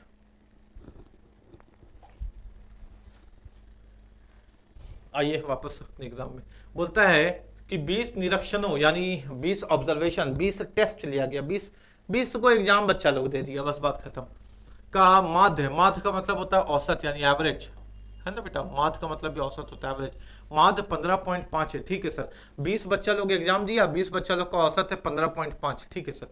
20 स्टूडेंट एग्जाम दिया और इनका एवरेज है 15.5, यानी 15.5 कम से कम सबको ही लाया, 20 लाया। एक भी लाया, 2 भी लाया, 3 भी लाया, 4 भी लाया, क्योंकि एवरेज है 15.5, तो 15.5 ये 20 का होगा। अगर एवरेज बढ़ेगा तो ये 20 के लिए बढ़ेगा, और एवरेज अगर कम होगा तो ये 20 के लिए कम होगा, क्योंकि एवरेज का मतलब ही होता है जो सबके लिए हो, जो 20 के लिए, जो सबके लिए हो, ठीक है। आते हैं, बाद में यह पाया गया कि 24 के बजाय 42 पढ़ लिया गया था। यानी पढ़ना था 24, पढ़ लिया 42। पढ़ना था 24, पढ़ लिया 42। 42 पढ़ लिया था और पढ़ना था कितना? 24। गलत पढ़ लिया था, ज्यादा वाला पढ़ना था इतना। यानी अगर हम इसको ठीक करेंगे तो एवरेज कम हो जाएगा, एवरेज कम हो जाएगा, क्योंकि जब एग्जामिनर ने इसको एग्जामिन किया तो 24 को 42 पढ़ लिया था, 24 को 42 पढ़ लिया था, तो अंतर निकालना पड़ेगा। अब इसी अंतर का जो नुकसान होगा वो 20 को मिलेगा, क्योंकि यहाँ पे 24 मिल रहा था, 42 मिल गया, और एवरेज आ गया था 15.5। यानी जो एवरेज में कमी आएगी वो 20 के लिए आएगी, ठीक है। तो अंतर कितने का आएगा बेटा? अंतर निकालने का तरीका जानते हैं? आइए अंतर निकालने का तरीका बताते हैं। किसका? रिवर्स नंबर का। रिवर्स है ना, 2 4 4 2। तो आपको क्या करना है, इन दोनों का अंतर देखना है। कितने का अंतर आया? 2, और हमेशा 9 से गुना कर देना है। तो अंतर कितने का आ गया? 18। आइए सीखते हैं थोड़ा सा मजेदार चीज है। हम क्या बोले, हमको मैथ्स में इतना अच्छा ही लगता है तो हम क्या बताएं। जैसे ये 37 है, ये 73 है, अंतर बताना है तो कहीं से देख लीजिए। 3 और 7 का अंतर कितना हो गया? 4। 4 को 9 से गुना कर दीजिए, ये इनके बीच का अंतर आ गया 36। जैसे मान लीजिए ये 41 है और ये 14 है, इनके बीच का अंतर बताना है। तो 4 और 1 कितना हो गया बेटा? 3, और 3 को 9 से गुना कर दीजिए, कितना आ गया अपने पास? 27। ये 52 है, ये 25 है, अंतर बताना है। 5 और 2 का अंतर कितना हो गया? 3, 3 को 9 से गुना किया तो भी कितना आ गया? 27। तो बड़ी मजेदार चीज है ना, अंतर बताना भी, है ना। तो आइए क्वेश्चन देखते हैं। 20 बच्चा लोग एग्जाम दिया, 20 बच्चा लोग एग्जाम दिया, औसत बढ़ेगा 20 के लिए, औसत कम होगा तो 20 के लिए, और एवरेज आ गया इनका 15.5, 15.5। बाद में पाया गया कि 24 के बजाय 42 पढ़ लिया गया था, यानी पढ़ना था सर 24 और पढ़ लिया 42, यानी औसत गलती से ज्यादा कर दिया, 42 पढ़ लिया ना, ज्यादा पढ़ लिया, औसत को कम करना पड़ेगा भाई, यानी 20 का नुकसान, 20 का औसत कम होगा। अंतर कितने का हुआ सर, तो 2 और 4 में 2 का अंतर, 9 से गुना कीजिए तो अंतर हो गया 18 का, यानी ये 18 की कमी 20 को होगा, 18 की कमी 20 पे आएगा, 20 पे आएगा 18 की कमी, 2 9 18, 2 दहिया 20, यानी 10 को 9 से डिवाइड करेंगे तो 0.9 की कमी हो गई, है ना, 0.9 की कमी हो गई, 2 9 18, 2 दहिया 20, ठीक है, उल्टा कर दिए क्या, ठीक है, कोई बात नहीं, 0.9 की कमी हो गई, 0.9 की कमी हो गई, तो 15 से 9 गया 4, 10 11 12 13 14 6, देखते हैं एक बार, है ना, ये 18 की कमी हो गई, 18 की कमी 20 पे हो गई, 2 9 18, 2 दहिया 20, उल्टा कर दिए थे, तो 0 हटाएंगे तो 0.9, यानी 0.9 आ गया बेटा। अब ये 0.9 की कमी हमको औसत पे आ गई, 15 में से 9 गया तो 6, और यहाँ कितना आ गया 4 और 1, यानी 14.6, कितना आ गया अपने पास 14.6। ये जो 18 का कमी हुआ ये 20 पे हुआ, है ना, ये 18 का कमी किस पे हुआ, ये 20 पे हुआ, तो एवरेज जो 18 का कमी हुआ ये किस पे हुआ, 20 पे हुआ, तो 10/9 हो गया, और इसको कैलकुलेट करके कितना आ गया अपने पास 0.9, है ना, क्योंकि 0 हटाएंगे तो यहाँ पॉइंट आ जाएगा, तो 0.9 की कमी हो गई एवरेज में, यानी 15.5 में 0.9 की कमी हो गई, और औसत कितना बन गया 14.6। इस तरह से भी हम लोग काम को कर सकते हैं, ठीक है, समझ पा रहे हैं क्या, है ना, ऊपर में एवरेज लिखेंगे, नीचे में टोटल स्टूडेंट जिस पे कमी हुआ। आइए क्वेश्चन देखते हैं, बोलता है कि प्रिंसिपल ज्ञात करिए, मूलधन ज्ञात करिए, उस मूलधन का पता लगाइए जो साधारण ब्याज 8% वार्षिक दर से 9 महीने में 1,000 रुपया हो जाता है। मेरे बात को समझिएगा, प्रिंसिपल ज्ञात करना है, और आपको मालूम है ना कि प्रिंसिपल तो योयो की फैन है, इतना तो आपको पता ही है कि प्रिंसिपल योयो की फैन है, ठीक है, प्रिंसिपल भी बेबी तेरी योयो की फैन है, ये तो मालूम ही है ना। आगे देखते हैं, मूलधन के प्रिंसिपल ज्ञात करना है, साधारण ब्याज रेट है और 8% रेट है, रेट कितना दे रखा है बेटा 8%, टाइम कितना दे रखा है 9 साल, और मिश्रधन हो जाता है, यानी अमाउंट हो जाता है, कितना हो जाता है भाई मिश्रधन 1000, मिश्रधन हो जाता है अपना कितना 1000। चलिए ज्ञात करते हैं, सिंपल इंटरेस्ट का फॉर्मूला लगा देंगे, P into R into T by 100। दिक्कत यह है कि इस क्वेश्चन में प्रिंसिपल भी नहीं मालूम, इस क्वेश्चन में ब्याज भी नहीं मालूम, मिश्रधन मालूम है, तो मिश्रधन निकालने के लिए ये फॉर्मूला आपको मदद नहीं करेगा, तो फिर क्या मदद करेगा सर, हम लोग इसको बनाएंगे रेट की मदद से। रेट कितना बेटा 8%, 8% को हम लोग ऐसे लिख सकते हैं, 4 दूनी 8, 25 चौके 100, ये जो नीचे आपको दिख रहा है ना ये होता है प्रिंसिपल, है ना, 8% है ना, तो 8% है, तो ये नीचे होता है प्रिंसिपल, ये ऊपर वाला होता है टाइम, ये ऊपर वाला होता है ब्याज, ब्याज इंटरेस्ट, ऊपर वाला होता है ब्याज, ये ब्याज हमेशा निकलता है 1 साल का, तो आपको तो टाइम के अनुसार निकलना है, आपको टाइम कितना है 9 महीना, तो इसको आप 9 महीना से डिवाइड कर दीजिए, और महीना को साल में कन्वर्ट करने के लिए 9/12, क्लियर है ना, 9/12, तो 3 तिया 9, 3 चौके 12, यानी कितना हो गया 2 एकम 2, 2 दूनी 4, 3/2, यह आपको निकल गया क्या, इसका ब्याज कितना निकल गया 3/2, कोई दिक्कत नहीं है। अब हमको अगर अमाउंट निकालना है तो हम अमाउंट के लिए क्या करते हैं, इसको यानी 25 को प्लस ऊपर वाले को 3/2 को जोड़ देते हैं। ये आपको समझ में आ रहा है क्या, अगर समझ में नहीं आ रहा है तो डायरेक्ट सिखाएंगे, लेकिन कॉन्सेप्ट सीखना जरूरी है ना, समय दीजिए किसी चीज को। एक बार और बता दें, आपके मन का बात भी तो हम सुन लेते हैं, हम क्या करें, आपके मन में आया कि एक बार और बताइए, थोड़ा स्पीड हो गया, मेरे बात को समझिएगा बेटा, रेट को हल कर दें 8% को, 4 दूना 8, 4 से गया 25 बार में, ये प्रिंसिपल आ गया, ये ब्याज आ गया प्रति वर्ष, यानी हर साल का, ये ब्याज आ गया प्रति वर्ष, कोई दिक्कत तो नहीं है ना। अगर आपको ब्याज निकालना है, लेकिन आपको ब्याज कितना दिन का निकालना है 9 महीने का, आपको ब्याज निकालना है 9 महीने का, तो इस 2 को प्रति वर्ष की जगह आप 9 महीने का निकालिए, 9 महीना, और महीना को साल बनाने के लिए किससे डिवाइड करते हैं, एक साल में कितना महीना होता है 12, तो 2 एकम 2, 2 छक 12, 2 3 से काटिए, 3 दूना 6, 3 तिया 9, तब आपको ब्याज मिल गया कितना 3/2, और हम जानते हैं कि अमाउंट यानी मिश्रधन होता है मूलधन प्लस ब्याज, मूलधन प्लस ब्याज। अमाउंट है सर 1000, है ना, अमाउंट कितना है 1000, या अभी इसको रहने दीजिए कोई दिक्कत नहीं, अमाउंट यहाँ पर निकाल देते हैं हम लोग। तो बराबर प्रिंसिपल कितना है सर 25 प्लस एसआई कितना है सर, तो साधारण ब्याज है अपना 3/2, तो अमाउंट यहाँ पे निकल जाएगा कितना 25 गुना 50 और 3 53, 53/2, और यहाँ अमाउंट आया कितना 1000। यानी हम कह सकते हैं कि 1000 जो है वो 53/2 के बराबर है, 53/2 अमाउंट 1000 के बराबर है। तो हमसे पूछा है कि बताइए जरा कि इसका मूलधन क्या होगा, यानी इसका प्रिंसिपल 25 क्या होगा, तो 25 बराबर x, इसको तिरछा गुना कर सकते थे हम लोग ऐसे ना।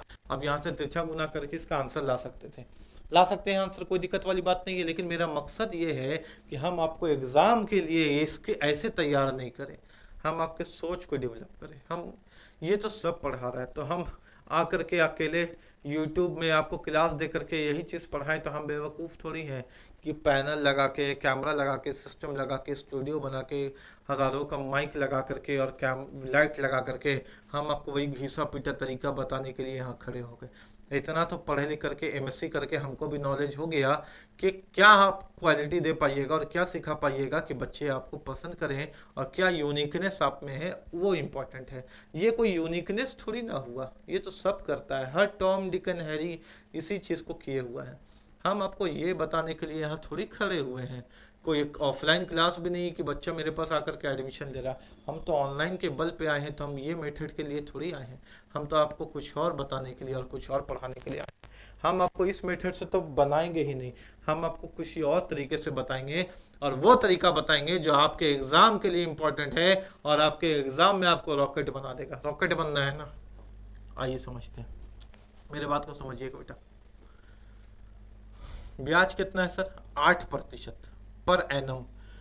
क्वेश्चन चिल्ला चिल्ला के बता रहा है कि ब्याज है 8% वार्षिक, यानी 12 माह में 8% लग रहा ब्याज। लेकिन हमको बैंक में रखे हैं कितना दिन पैसा सर 9 महीना, तो 9 माह में कितना लगेगा परसेंटेज, तो x, तो गुना करिएगा तो 12x बराबर 8 × 9, तिरछा गुना, 3 तिया 9, 3 चौके 12, 4 एकम 4, 4 दूनी 8, यानी x बराबर 6%। हमको जो ब्याज लगेगा वो 8% लगेगा ही नहीं, हमको लगेगा 6%, क्योंकि मेरा पैसा 9 महीना बैंक में है ही नहीं। ये 6% तो पर एनम है, 8% वार्षिक है, लेकिन हमारा पैसा रहा 9 महीना। तो अगर वर्ष में यानी 12 महीना में 8% का ब्याज, तो 9 महीना में कितना ब्याज 6%, यानी 6% का ब्याज। मेरे बात को समझिएगा, कितना ब्याज है 6%, और 6% का ब्याज रुपया कितना बना देता है बेटा 1000, कितना बना देता है 1000। बात समझ में आ रहा है ना, 8% तो है ही नहीं, 9 महीना है, तो भाई 12 महीना का 8%, तो 9 महीना का कितना 6%, इसको निकाल लीजिएगा, क्या कोई दिक्कत नहीं है, निकालने का तरीका यहाँ है 6%। सर 1000 बन जाना चाहिए 6% निकालने पर, यानी कौन से मूलधन का 6% इसको 1000 बना देगा, आइए उस पर गौर करें, कौन से मूलधन का 6% इसको 1000 बना देगा, ये मेथड सीखना है। और ये मेथड अगर अभी आपको समझ में नहीं आएगा तो फिर आपको मेरा पूरा क्लास करना पड़ेगा, क्योंकि आपको आना लास्ट में तो इसी कॉन्सेप्ट में है। ये सब तरीका करके पुराना जमाना का एग्जाम नहीं निकलेगा। तो यहाँ ये 6%, सर 7 का 1% होता है 7, 700 का 1% होता है 7, तो 7 उसका 6% हो जाएगा 42, तो 721 में अगर हम 42 जोड़ देते हैं तो ये 3 8 4 12, ये हो जाता 12 823, लेकिन हमको चाहिए 1000, तो ये हमको 1000 तो दे नहीं पाया। अगर हम यहाँ देखें 981, तो 900 का 1% होता है 9, तो 6 होगा 9 छक 54, तो 981 में 54 ऐड करके देखें सर, 4 और 1 5, 8 4 12 का 2, 9 और 1 10, 1025 तो ज्यादा हो गया सर, 1000 के करीब तो ये मिला ही नहीं। 943 को देखते हैं सर, 943 को, 900 का 1% 9, तो 6%, 9 छक 54, 54 ऐड करके देखते हैं सर, 4 और 3 7, 5 और 4 9, 997, 1000 के करीब पहुंच गए सर। आंसर हो गया कितना अपने पास 943। ये तो 843 है सर, इसका अगर हम 6% भी निकालते तो 8 छक 48 से निकलता, और ये 100 तक थोड़ी पहुंच जाता, 8 9 10 11 4 4 8 9, या 891 रहता। तो ये सबसे नजदीक है 1000 के, ऑप्शन नंबर सी। बात समझ में आया? प्रैक्टिस करिएगा जरूर इसी मेथड से, एग्जाम निकालना है तो इसी मेथड से निकलेगा। बाकी सब हवा पानी है, हवा पानी से एग्जाम नहीं निकलता, मेथड पे आना होगा, है ना।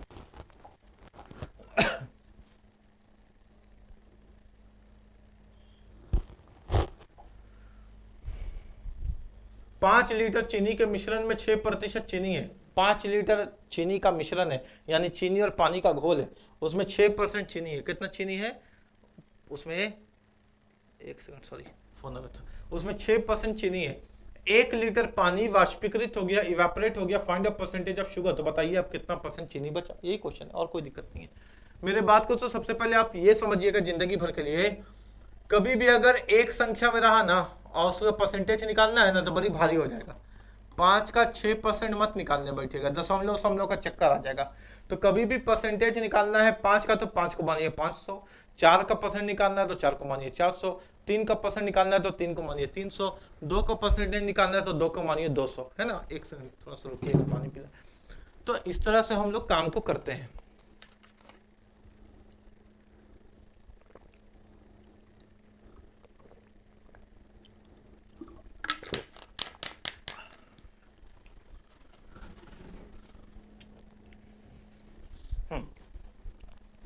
देखिए बोला है कि 5 का 6% चीनी है, तो हम लोग 5 मानेंगे ही नहीं, क्योंकि कैलकुलेशन को भारी रखे भाई। हम लोग देखेंगे कि 500 का 6% चीनी है, ठीक है बेटा। 500 का 6% चीनी है, यानी 30 चीनी है, 30 चीनी। उसमें से 1 लीटर पानी भाप बन के उड़ गया, तो 1 की जगह 100 मानेंगे, 5 की जगह 500, तो 1 की जगह 100, है ना। तो अगर चीनी 30 है तो पानी कितना होगा सर, तो 500 में 30 अगर चीनी है सर तो 470 होगा जल यानी पानी। उसमें से पानी वाष्पीकृत होकर उड़ गया 1 लीटर, यानी 1 को मानेंगे 100 लीटर जल। तो बचा कितना जल अपने पास, 370 लीटर जल, है ना। 470 में 100 उड़ गया, बचा कितना अपने पास, 370 लीटर जल। तो शेष मिश्रण में चीनी का प्रतिशत ज्ञात करें। तो अब आपको बताना है कि चीनी कितना बचा, बचे हुए में चीनी कितना बचा। तो चीनी है कितना, 30, चीनी है कितना 30, शेष मिश्रण कितना है, तो सर 500 है पूरा मिश्रण, और 500 में 100 उड़ गया तो बचा अपने पास 400। ये तो जल है, लेकिन जल के बारे तो पूछा ही नहीं गया, हमसे पूछा जा रहा है कि चीनी कितना है पूरे मिश्रण में। मिश्रण कितना था पूरा अपने पास 500, 500 में पानी कितना उड़ गया 100, पानी का पूछता तो 370 यूज करते, लेकिन बोला है कि शेष मिश्रण में चीनी का प्रतिशत कितना है। चीनी तो 30 है, और 400 क्यों लिखे बेटा, क्योंकि 100 पानी उड़ गया, और परसेंटेज का 100, 0 से 0 खत्म, 0 से 0 खत्म, 2 दूनी 4 काटे, 2 से काटे 15 बार में, 15 से 2 को डिवाइड किया तो कितना आ गया अपने पास 7.5। ये हो गया आंसर। आसान हो गया ना कैलकुलेशन, कितना हो गया बताइए 7.5%। ठीक है, किसी को कोई दिक्कत तो नहीं, समझ में आ रहा है बात यहां तक। अच्छा, इसका स्क्रीनशॉट आपने ले लिया होगा, अब मेरे बात को समझिएगा।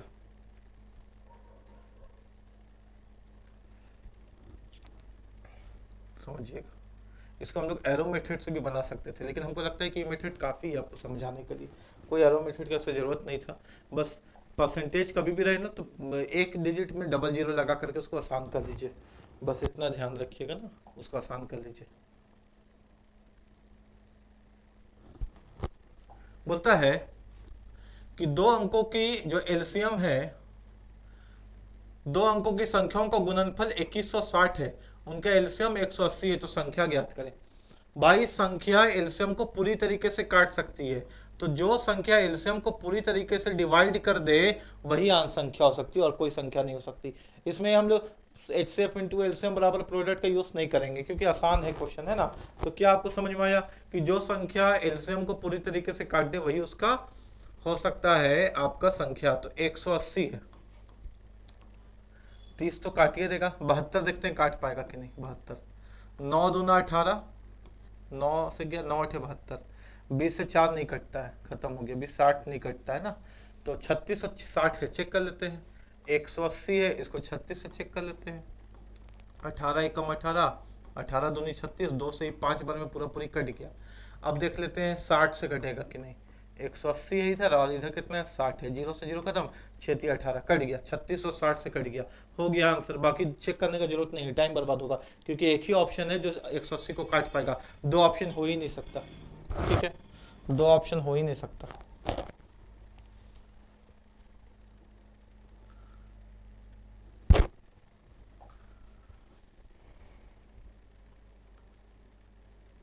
बोलता है कि जय द्वारा गणित विज्ञान और इतिहास के प्राप्त अंकों का औसत 89 है, यदि उसका भाषा का अंक भी जोड़ दिया जाए तो औसत घटकर 88.25 हो जाता है।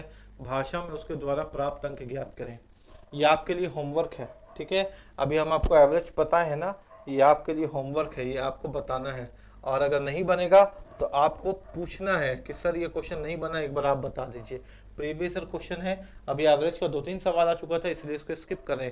लेकिन बहुत लोगों से नहीं बनेगा, नहीं बनेगा तो घबराना नहीं है, आपको ये क्वेश्चन हमको पूछना है कि सर ये क्वेश्चन नहीं बना था, बता दीजिए, है ना, कमेंट करके ही। अगर आपके पास मेरा नंबर नहीं है तो ये मेरा नंबर है, आप इस पर हमको बोलिएगा तो हम आपको व्हाट्सएप ग्रुप में भी ऐड कर देंगे। अगर आप व्हाट्सएप ग्रुप में ऐड नहीं है तो, या आप हमको कमेंट करके बोलिएगा कि सर ये क्वेश्चन को बता दीजिए, और बन जाएगा तो कमेंट करके जरूर आंसर बताइएगा। ठीक है, ये आपके लिए सवाल है।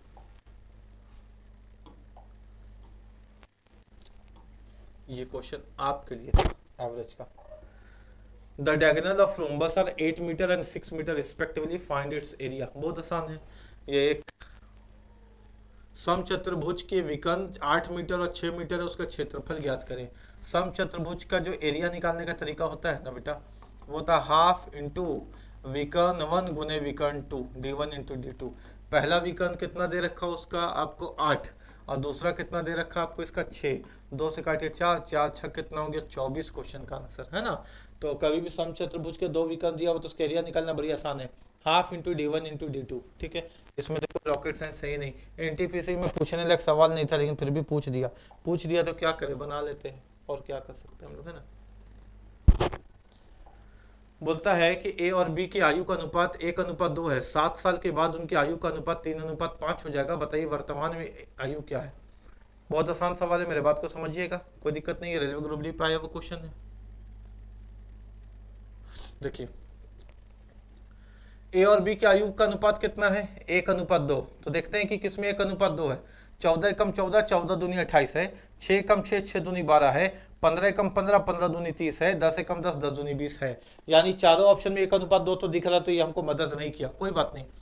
7 साल के बाद उनकी आयु का अनुपात 3:5 हो जाएगा।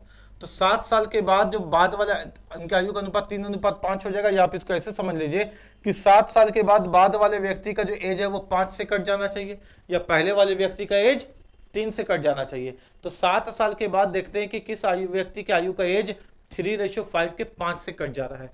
आज 28 का 29, 30, 31, 32, 33, 33 कभी भी 5 से कटेगा नहीं, 12, 13, 14, 15, 16, 17, अच्छा सॉरी 7 साल के बाद है ना, 28 है, 29, 30, 31, 32, 33, 34, 35, 35 बन जाएगा 7 साल के बाद, और ये 5 से कट जा रहा है, 12, 13, 14, 15, 16, 17, 18, 19, 19 बन जा रहा है, और ये 5 से नहीं कट रहा है, 30, 30 और 7 37 बन जाएगा, ये 5 से नहीं कटेगा, 20 और 7 27 बन जाएगा, ये 5 से नहीं कटेगा, हो गया आंसर 14 और 28। बात समझ में आया, स्पीड इतना ही आपको चाहिए। अब इसको कैलकुलेट करके हम आपको बता दे रहे हैं, लेकिन आपको परीक्षा में ऐसे ही सोचना है कि 7 साल के बाद किसमें जोड़े 7 ईयर्स कि वो 5 से कट जाए। तो 28 प्लस 7 हो गया अपने पास 35, और 35 5 से कट जाता है, ऐसे सोच लिए, है ना। अब बना देते हैं। बोलता है कि ए और बी की आयु का अनुपात 1:2 है, ए और बी की आयु का अनुपात 1:2 है। फिर आपको बोलता है कि 7 साल के बाद इनके एज का रेशियो 3:5 हो जाएगा। देखिए तो रेशियो बैलेंस है क्या, 1 का अंतर है, कि देखिए तो रेशियो बैलेंस है क्या, 2 का अंतर है, रेशियो बैलेंस नहीं है, गुना कीजिए, इस 2 का ऊपर गुना कीजिए और इस 1 का नीचे गुना कीजिए, बैलेंस हो जाएगा। तो 1 2 जा 2 हो गया, 2 2 जा 4 हो गया, 3 1 जा 3 हो गया, 5 1 जा 5 हो गया। अब देख लीजिए 2 और 3 में 1 का अंतर, 4 और 5 में 1 का अंतर, 1 का अंतर, लेकिन वर्तमान से भविष्य में आने के लिए 7 का अंतर, क्योंकि 7 साल लग गए। कितना लग गया बेटा, 7 साल, 1 बराबर 7। हमसे बोला उनका वर्तमान का आयु ज्ञात कीजिए। अगर 1 बराबर 7 तो यहाँ देखिए वर्तमान का आयु ज्यादा, 2 बराबर कितना, तो ए का हो जाएगा 2 बराबर 2 गुने 7 यानी 14 साल, और अपना भाई बी का कितना, तो बी का 4 है, यानी 1 बराबर 7, तो 4 गुने 7 बराबर कितना हो गया 28 साल, 14 साल और 28 साल क्वेश्चन का आंसर। क्लियर है क्या? कोई दिक्कत नहीं है, समझ में आ गया होगा। आइए अगले क्वेश्चन की तरफ।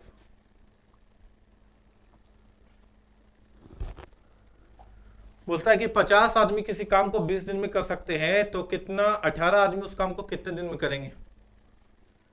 बनाइएगा अपने से, बनाइएगा। कैसे बनाइएगा?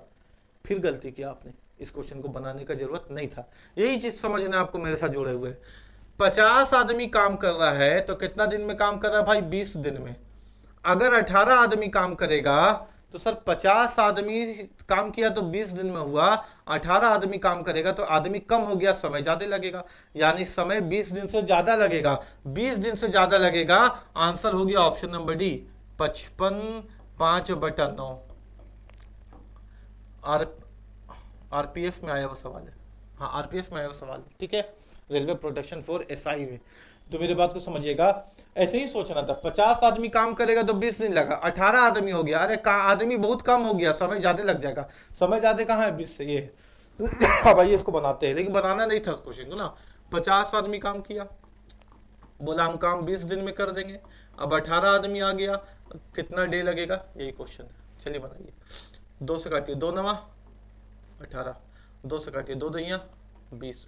अब 5 को काटिए तो 500 आ गया अपने पास यहाँ, और 9 से भाग दे दीजिए तो 9 बचे 45, 5 और 0 बचा, फिर 9 बचे 45, यहाँ 5 बचा, ये 5 यहाँ चला गया, जिसे डिवाइड करे तो यहाँ आ गया 55 5/9। क्वेश्चन का आंसर हो गया, कोई दिक्कत नहीं है, आराम से क्वेश्चन बन गया। प्रॉफिट एंड लॉस का क्वेश्चन है। A makes a profit of 20% by selling a bicycle रन में। देखिए कभी भी क्रय मूल्य ज्ञात करने बोले ना, क्वेश्चन को पूरा पढ़ने की जरूरत नहीं है। विक्रय मूल्य क्रय मूल्य का क्वेश्चन आ गया ना, तो आपको याद रखना है सीपी बराबर SP into 100 by profit percent, ये याद रखना है। सीपी यानी क्रय मूल्य कॉस्ट प्राइस, एसपी यानी सेलिंग प्राइस। बोलता है कि एक व्यक्ति 3480 रुपये में साइकिल को बेचा, सीपी कितना है ज्ञात करना है, कितना में बेचा? 3480 रुपया में साइकिल को बेचा, 3480 रुपये में साइकिल को बेचा।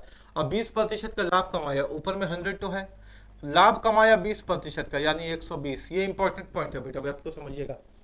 लाभ जब भी कमाएगा तो प्रतिशत को 100 पे ऐड कीजिएगा। 20% यानी 120, 10% यानी 110, 5% यानी 105। हानि जब भी होगी तो प्रतिशत में घटा दीजिएगा।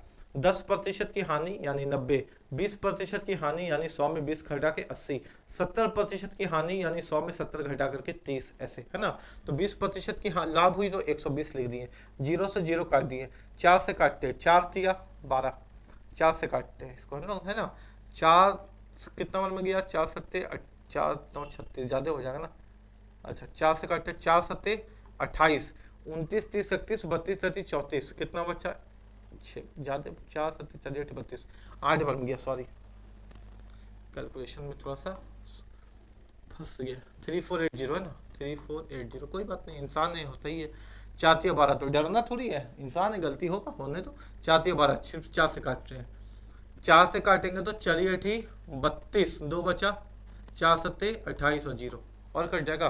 3 से काट देते हैं, 3 दूना 6, 3 दूना 6 हो गया बेटा, 2 बचा यहाँ पे, 3 सत्ते 21, 3 8 24, 3 9 27 और 0, यानी अपने पास आ गया 290 और एक और 0, यानी कितना आ गया? 2900। यानी इसका जो आपका क्रय मूल्य था वो कितना था? 2900। इसको और एक तरीके से हम आपको बता देते हैं, है ना। कैसे बता देते हैं, आइए मिटा देते हैं, स्क्रीनशॉट इसका आप ले ही लीजिएगा। देखिए कभी भी अगर सीपीएसपी का क्वेश्चन आ गया ना तो इसको रेशियो निकाल लीजिए। याद रखिएगा क्रय मूल्य हमेशा 100 होगा। एसपी देखिए तो कितना है? 20% का लाभ है तो इसको 120 लिख लीजिए। 20% का लाभ है तो 120 लिख लीजिए। काटिए, 2 बचे 10 और 2 छक 12, यानी सीपी का रेशियो 5 है और एसपी का रेशियो कितना है? 6 है, बस कोई दिक्कत नहीं है। यहाँ पे क्वेश्चन में देखिए तो बिक्री मूल्य कितना है?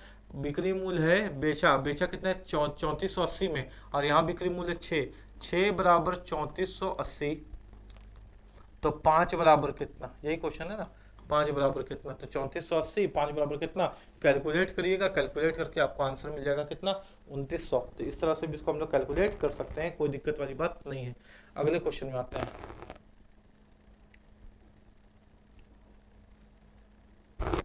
क्वेश्चन ये है कि 9 औरत एक काम को 50 दिन में पूरा कर सकती है, 6 औरत और बढ़ जाए तो ये काम कितने दिन में पूरा हो जाएगा? 6 औरत और बढ़ जाए तो 50 दिन से कम लगेगा, 50 दिन से कम है सब, चलिए कोई बात नहीं। 9 औरत एक दिन में किसी काम को कितने दिन में कर सकती है बेटा?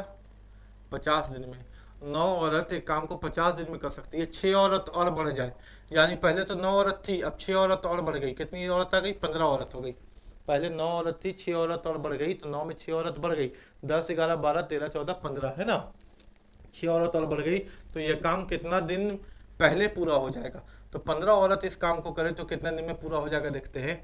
तो 5 से काटे तो 5 तिया 15, 5 से काटे तो 10 बन में, 3 से काटे तो 3 एकम 3, 3 तिया 9, 10 तिया कितना हो गया? 30, यानी x बराबर कितना हो गया? 30। तो 30 है ऑप्शन में है, लेकिन आंसर मत करके आइएगा, आंसर नहीं है। क्या बोले सर कि आंसर नहीं है? क्यों नहीं है? 30 तो आ ही गया आराम से। नहीं, अगर क्वेश्चन ऐसे होता ना 15 औरत उस काम को कितने दिनों में पूरा कर लेती तो 30 दिन में पूरा कर लेती, लेकिन हमसे पूछा गया बेटा कि काम कितने दिन पहले हो जाएगा। तो जो काम 50 दिन में हो रहा था, जो काम 50 दिन में हो रहा था, अब वही काम 30 दिन में हो रहा है, तो कितना दिन पहले हो रहा है सर? 20 दिन पहले। कितना दिन पहले हो रहा है सर? तो 20 दिन पहले। तो देखिएगा, ये नहीं पूछा कितने दिन में हो जाएगा, पूछा कितने दिन पहले हो जाएगा। तो 50 में पहले हो रहा था, 30 में अब हो रहा है, तो कितने दिन पहले हो रहा है? 20 दिन पहले। तो आपको इस पे गौर करना है ना, इस पे। तो उम्मीद है कि आपको यहां तक समझ में आया होगा। अगर किसी क्वेश्चन पे डाउट है तो पूछिए, है ना, और खूब रिवाइज कीजिए। मेथड आपको कॉन्सेप्ट वाले ही लगाने हैं, क्योंकि समय वहीं से बचेगा, समय बचाना है तो इस पे लगाना है। और ये अब आज तो शुरुआत हुआ, आज तो पहला दिन था, आपको जुड़े रहना है और अपने दोस्तों को भी बताना है कि हम लोग बहुत अच्छे से, बहुत ढंग से तैयारी कर रहे हैं।